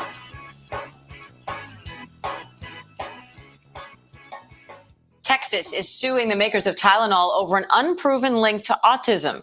The Texas Attorney General says Johnson & Johnson and Kenvue marketed Tylenol to pregnant mothers despite knowing acetaminophen leads to an increased risk of autism and other disorders. We are getting now a statement from Kenvue, the maker of Tylenol. Acetaminophen is the safest pain reliever option for pregnant women as needed throughout their entire pregnancy. And we're going to discuss that volatile issue. We have an expert. And many more with the guy standing by, indeed. Gentlemen, we're about to enter the fascinating sphere of police work, the world of forensic medicine. Truly, you have a dizzying intellect. Randy Tobler, Truth Warrior, Woke Destroyer. He's at Randy Tobler, MD on Twitter X. He's here at News Talk STL every Saturday morning having great conversations from 6 to 9 a.m. And he joins us now on the Tim Jones and Chris Arps Show. Doc, how you doing today? Doing well. This is interesting. I hadn't seen that Tylenol Texas suit, so that's going to be probably the first of many, I would guess. Yeah, Doc, We've got a lot of pharmacological news today. Thank goodness we have you on. I know there's some news about mifepristone as well. There's another generic form of that was approved by the FDA. Doc, the thing about Tylenol, I do remember growing up, there was all these studies, right? There's these studies done all the time. This is bad for you. That's, there's a study that comes out every so often, ibuprofen, Tylenol, acetaminophen. And I always wondered, okay, is that because they fed 5,000 pounds of it to a little mouse? Or is it bad in general? Like, I'm sure we don't want to be downing Tylenol or anything drug related every day, but what do we really need to know here, Doc? I guess is my question. Well, you're right. I mean, I get sensationalized on the, on the major news wires. Often are things that are even either sort of epidemiologic studies where they're looking at, 20 years of experience, and people are asked a questionnaire and, well, were you eating more broccoli than you were American cheese slices, back in 1990? And now have you had some heart problems? A lot of those things are very difficult to sort out. I mean, the statisticians and the researchers do as good a job as they can. But the other is, like, you're right, it's they're basic research done on lab animals. And the EPA was the FDA was legendary for that. And actually, the EPA had a lot of intersection with that back in the 60s and 70s and even beyond, where, in order to claim maybe a pesticide or some kind of other substance was a toxin, was hazardous to your health, they would use exposures that were just incredible, or they would find that it caused mutations in bacteria, which have different systems for damage and repair in our DNA. So you're right. There's a lot of science that seems to say one thing, but when you boil it down, in the living human being at intermittent dosing, as I'm thinking this Tylenol story, boy, it's going to be awfully hard to really pin the tail on a donkey. And it'll be interesting to see whether, if it comes down to a jury trial, will a jury be convinced by let's say a very charismatic and very effective, attorney, like maybe a Tim Jones, who's just in the courtroom is amazingly effective at convincing someone of that. You know what I mean? A lot of that's going to come down to, I think, emotions. That happened to an old drug called Bendectin years ago, back in the 50s and 60s, and even into, I think, the early 70s. It may have been late 60s, early 70s.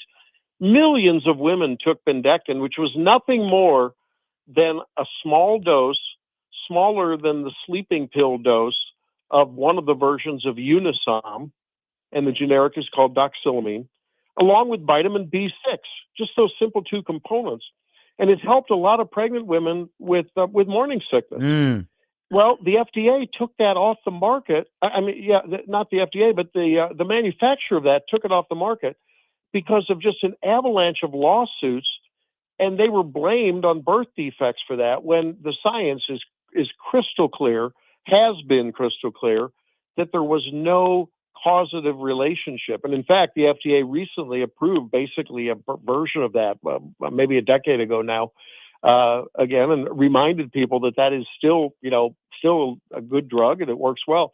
In the meantime, because the company was losing so many lawsuits, because of, you wheel a child that has a birth defect in when there's about a 2 to 3% background rate of birth defects in children, and enough moms took it that happened to have a baby with a birth defect. You can see how that can become very emotion-driven kind of litigation. And so, boy, a lot of this is very, very cloudy, especially when it comes to this Tylenol and autism link. I'm just not convinced that there is a strong link there. Another famous example before I get to my question was when I was in 7th grade in the 70s, when they discovered that saccharin was supposed to be bad for you. And then when they looked within the research, they were giving these mice like the equivalent of like 600 diet sodas a day. So it's like, yeah, of course it's going to cause some type of malady.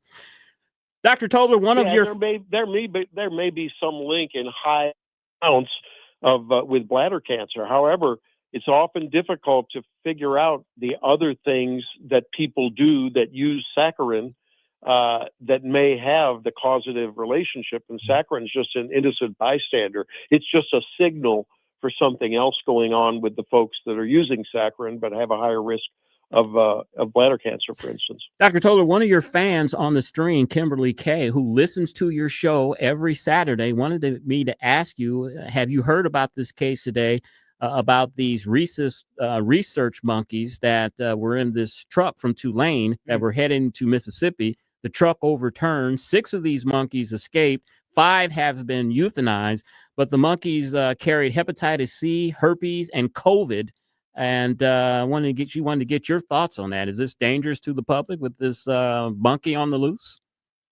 Well, I would think probably not. I mean, hepatitis C and herpes, take close contact. I mean, hepatitis C is largely a bloodborne, and there is some sexual transmission potentially, but that's basically a bodily fluid transmission kind of a thing. And similarly, with herpes, that takes very close contact, and so I doubt that there's a risk there. COVID, I mean, is it some kind of a, God forbid, this is some kind of a Chinese lab in Sacramento? Oh, I forgot to mention they're Chinese monkeys. Did I say that? Oh, no, it's a Wuhan knockoff monkey. But hopefully not. I mean, I think if it is some kind of a variant COVID, that maybe they're studying just to see if there's some kind of an antiviral, but taking one of the currently known or recent mutation lines, I wouldn't think there's much of a problem. COVID has become, for very many people now, just a very bad cold, a prolonged flu. I mean, there still are people that get gravely ill and are hospitalized from it, but that happens to folks with influenza, by the way. Mm-hmm. Speaking of Dr. Randy Tobler, at Randy Tobler, MD. Doc, we are approaching a unfortunate historical marker where the Schumer shutdown, I think, which it's appropriately called by many, is about to become the longest in history if it goes for about another week. And Doc, even though all of us love politics and love engaging in all the political game, Doc, there's about to become some real world pain here, right? And as much as the Democrats want to grandstand and blame this on Republicans voted to keep the government open. I think they voted now 13 times to keep the government open. And what Democrats are asking for is something that is a red line, a Rubicon that I don't think Republicans can cross. In the meantime, Doc, real Americans are going to start having to make some really tough decisions, especially those in the social safety net that Democrats claim that they always want to support, right? Yeah, you're very right. I mean, I think that it's going to be interesting to see, especially as we approach people, they're now buying tickets if they haven't already, and they're thinking about traveling on Thanksgiving. We're really not too far away from that. If we go another week, we're 3 weeks away at that point, 3.5 weeks. And I think the travel concerns of people may start to really bring pressure to bear, probably on all legislators. And it's probably going to become a war of the words, at the end of the day. And I have to tell you, I find myself, I don't know if I don't get a chance to listen to your entire show, but I find myself playing an awful lot of Mike Johnson clips because, boy, that guy is such an effective messenger. And I think he's really organized effective messaging within the Republican caucus for a change. Everyone seems to be really making the point, as you did. It's like, hey, we keep voting to open the government. They keep voting that they don't want to. We can't figure it out. I keep seeing in my vision as I hear these things, sort of that hands in the air, what the hell emoji, And I think that that's probably what Americans are feeling if they're frustrated and probably taking a little bit of the brunt of frustration out on both parties. I mean, Congress never fares very well in these things, but one party usually fares worse than the other.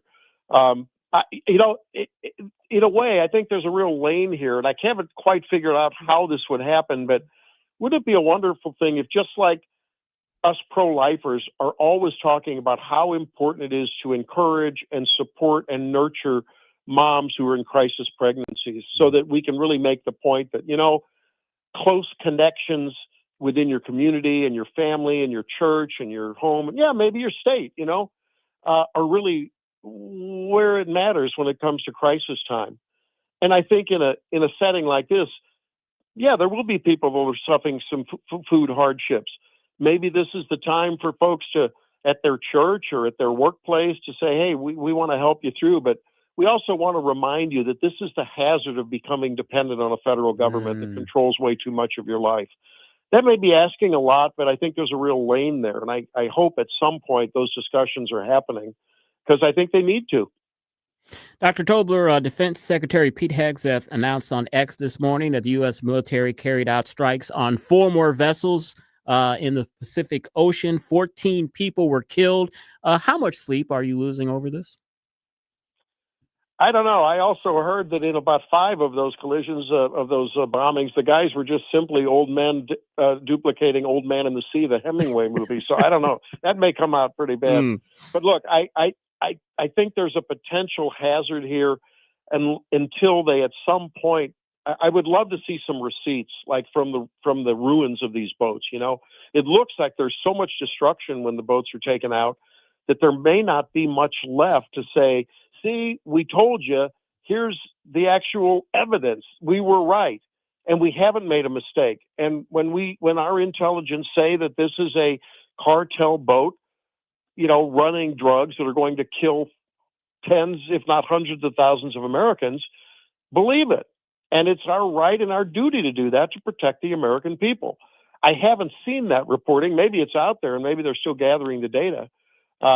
But I think at the end of the day, when people look at there's too many folks that have too many instances, either in their community or sometimes in their own sphere of influence, you know, someone who maybe died or had an overdose, a fentanyl overdose. And I think people are giving a wide berth to the government in this place to say, hey, enough is enough, when this essentially now illegally non-reelected Maduro, who's nothing but a drug kingpin in Venezuela, is wreaking carnage on our and basically the head of a drug operation named you know, a state-run or a state-sanctioned drug deal. I think there's a pretty wide berth. On the other hand, boy, all it's going to take is some proof somewhere that one of these boats were not drug running, and boy, that could be problematic.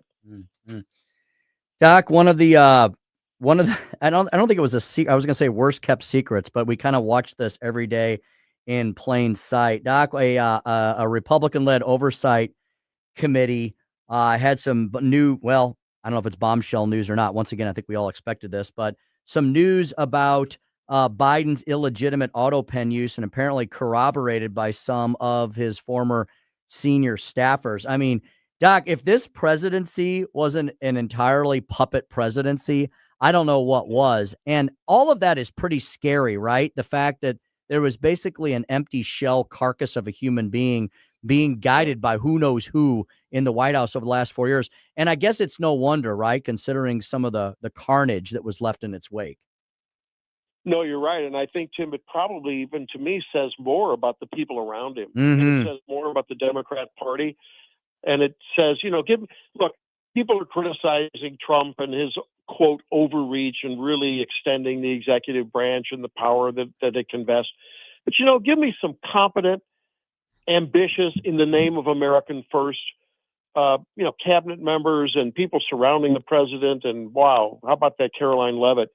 You know, anyone that wants to criticize them for being too aggressive and, you know, wielding too much power, I'll take that any day, 1,000 days over, than people who would back the incompetent, bumbling, ice cream eating Biden, and worse, I mean, manipulating the strings behind the scenes. Really, these are the same people that are out there, KJP, saying, oh, I was with him every day, everything was perfect, this guy was perfectly fine. That is so. It says so much about those people. It says so much about the Democrat National Committee and the party that would sanction that. They knew about it too. Why weren't the strings being pulled behind the scenes to get the word out and really expose that and fix things? I think probably, sadly, for the conservative movement, the Democrat Party would not be in the disarray and the shambles it is. But they're laughable. It's like the clown car in the center ring of Barnum and Bailey circus. It's unbelievable. Dr. Tobler, one of the most disturbing aspects of this is Joe Biden's personal doctor was subpoenaed and was testifying before a House committee, and he pleaded the Fifth Amendment. Why would a medical doctor plead the Fifth Amendment? Patient-doctor privacy and security of private information. I think that's it's a sticky wicket, because if you set the precedent that you're going to divulge personal medical information, that then becomes really a very, very slippery slope. On the other hand, I think that probably there's a real opportunity for his licensing board to really scrutinize what testing did he do. They have every right to do that. I mean, people should be making complaints to whoever licensed that doctor and to his licensing board. And, I think that's probably a very effective way to get at something. Now, would that ever become effective? I don't know. But a sanction with him, a suspension on his license, a mandate that he go back and take some remedial training, if in fact he was, either not doing testing he should have done and just being lazy for a purpose, not to discover something that he didn't want to discover, that's indefensible. And I think, we know what good medicine looks like. The people on those boards know what good medicine looks like and what shabby medicine looks like. They know what corrupt medicine looks like as well. And, that's usually in the drug realm. But, I think maybe there's a lane there. I haven't heard that being sought, but it's a possibility. Well, one of the speculation that I heard, that he was afraid of the congressman asking him, did you ever see President Biden do this or that or witness something? And he didn't want to lie when he did see Biden being able to do his duties. Well, right. I mean, I think it was probably both and, right? Because in order to acknowledge that, he would have had to acknowledge that, in fact, there was something wrong with the president, and he would be divulging that publicly. And, that'd be like me saying, if Chris Arps had a problem and I talked about it, if Tim Jones had a problem and I knew about it and I talked about it, it wouldn't be right. Even if I was under testimony, it's not right. And we'll continue that conversation next week with lots more from the great Dr. Randy Tobler at Randy Tobler MD, Saturday mornings, 6 to 9 a.m. here at News Talk STL. Thanks, Doc. Thanks, sir. I enjoyed it. Thanks, guys. Indeed. When we come back, Chris has got some interesting tidbits on Lindsey Graham. Got a Siri mishap. And a Siri mishap indeed. And Larry Connors USA coming at you at 6:05. Tim Jones and Chris Arps Show, 101.9, 94.1, News Talk STL. Tim Jones and Chris Arps in the afternoon.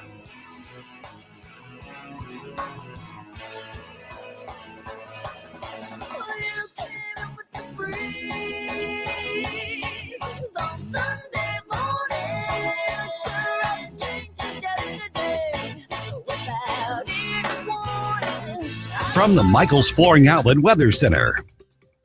I'm First Alert 4 Chief Meteorologist Steve Templeton. A soaking rain is on the way. Starts off as some scattered showers this evening, but turns more widespread. So we have a steady rain tonight with a low down to 48. Kind of a raw, nasty morning commute with wet weather, probably some ponding on the roads, gusty winds, and that chilly low in the 40s.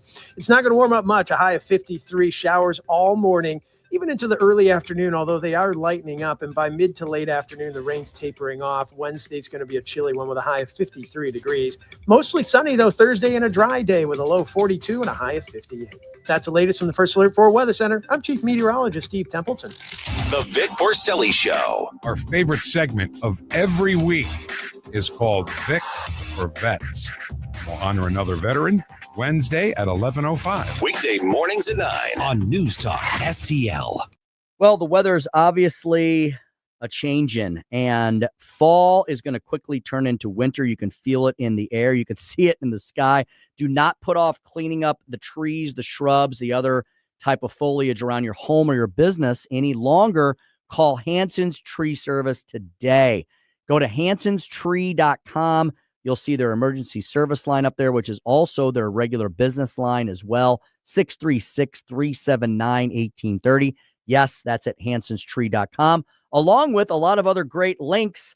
Order mulch online, apply for a hassle-free estimate, 6 months same as cash financing for approved customers, make a payment on a current order, and so much more. Hanson's provides expert insured tree care, including green resource recycling, grinding, and land clearing. Everything, soup to nuts, to beautify, spruce up, and prepare your business or your home for old man winter. Check them out today. They're at hansonstree.com. That's hansonstree.com.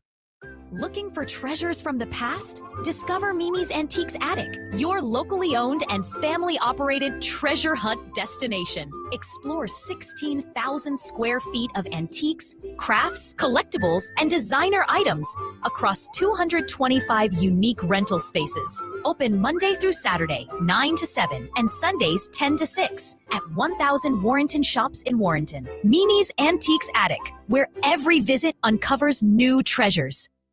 Hey, St. Louis golfers, looking for a new golfing experience? Sugar Creek Golf Course was voted the most popular golf course in St. Louis. Book your tee time today at sugarcreekgolfcourse.com and join the fastest growing golf community in town, sugarcreekgolfcourse.com.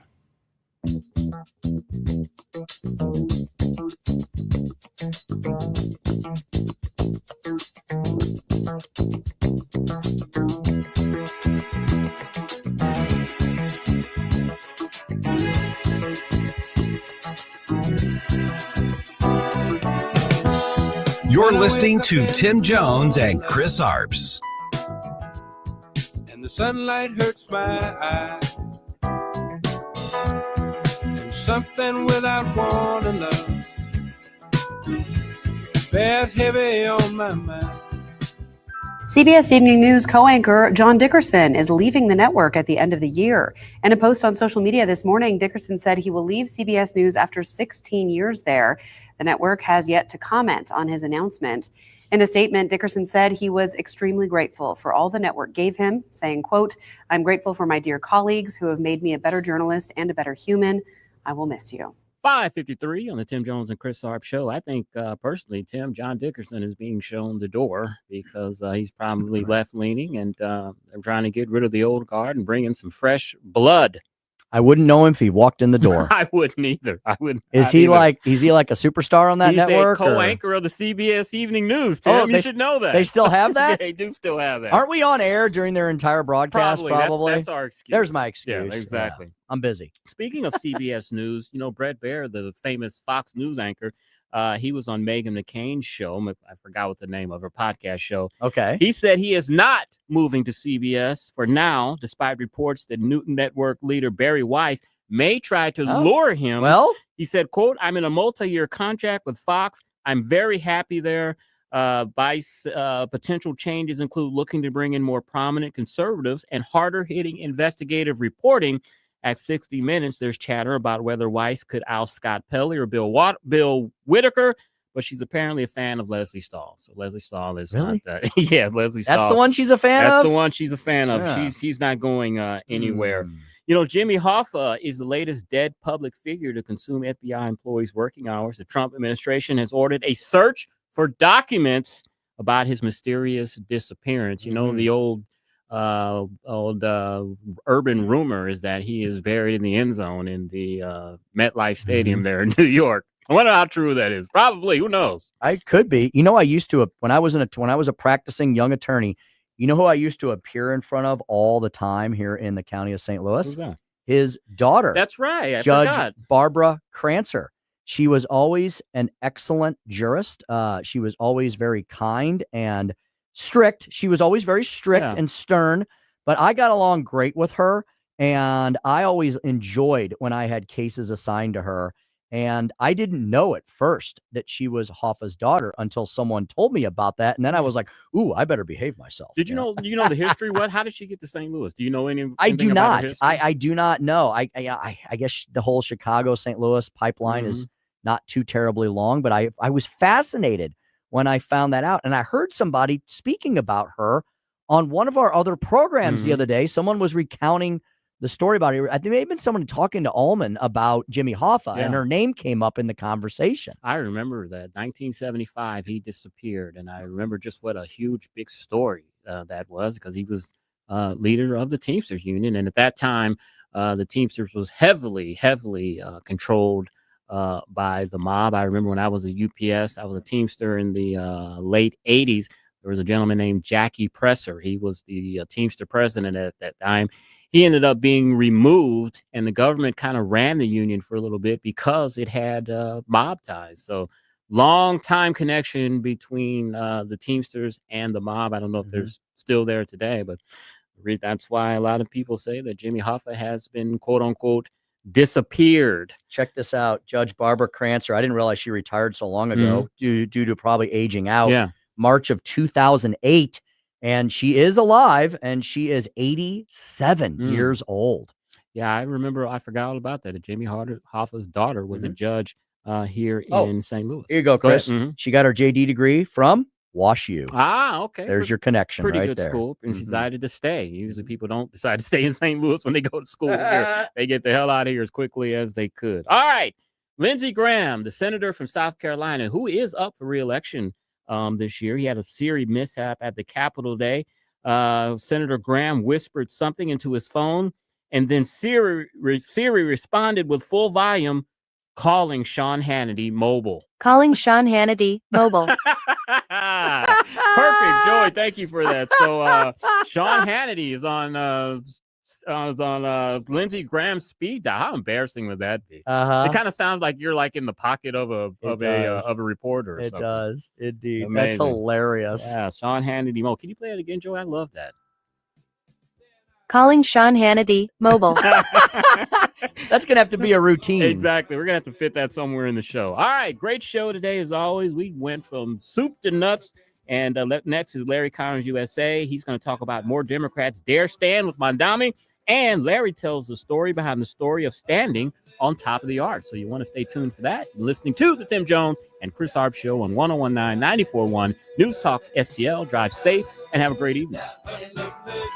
Connor Roofing, you can count on Connor. Connor Roofing is now a 2-time winner of the National Best of the Best Award for customer satisfaction for roofing, storm damage restoration, siding, gutters, both residential and commercial. Please visit ConnorRoofing.com for an estimate. And remember, you can count on Connor. Rhino Shield is engineered to outlast paint, formulated to outsmart the elements. Rain or shine, sleet or snow, mold or mildew. Our home exterior coatings intelligently designed to stand up to Mother Nature. Call 877-25-RHINO or 877-25rhino.com.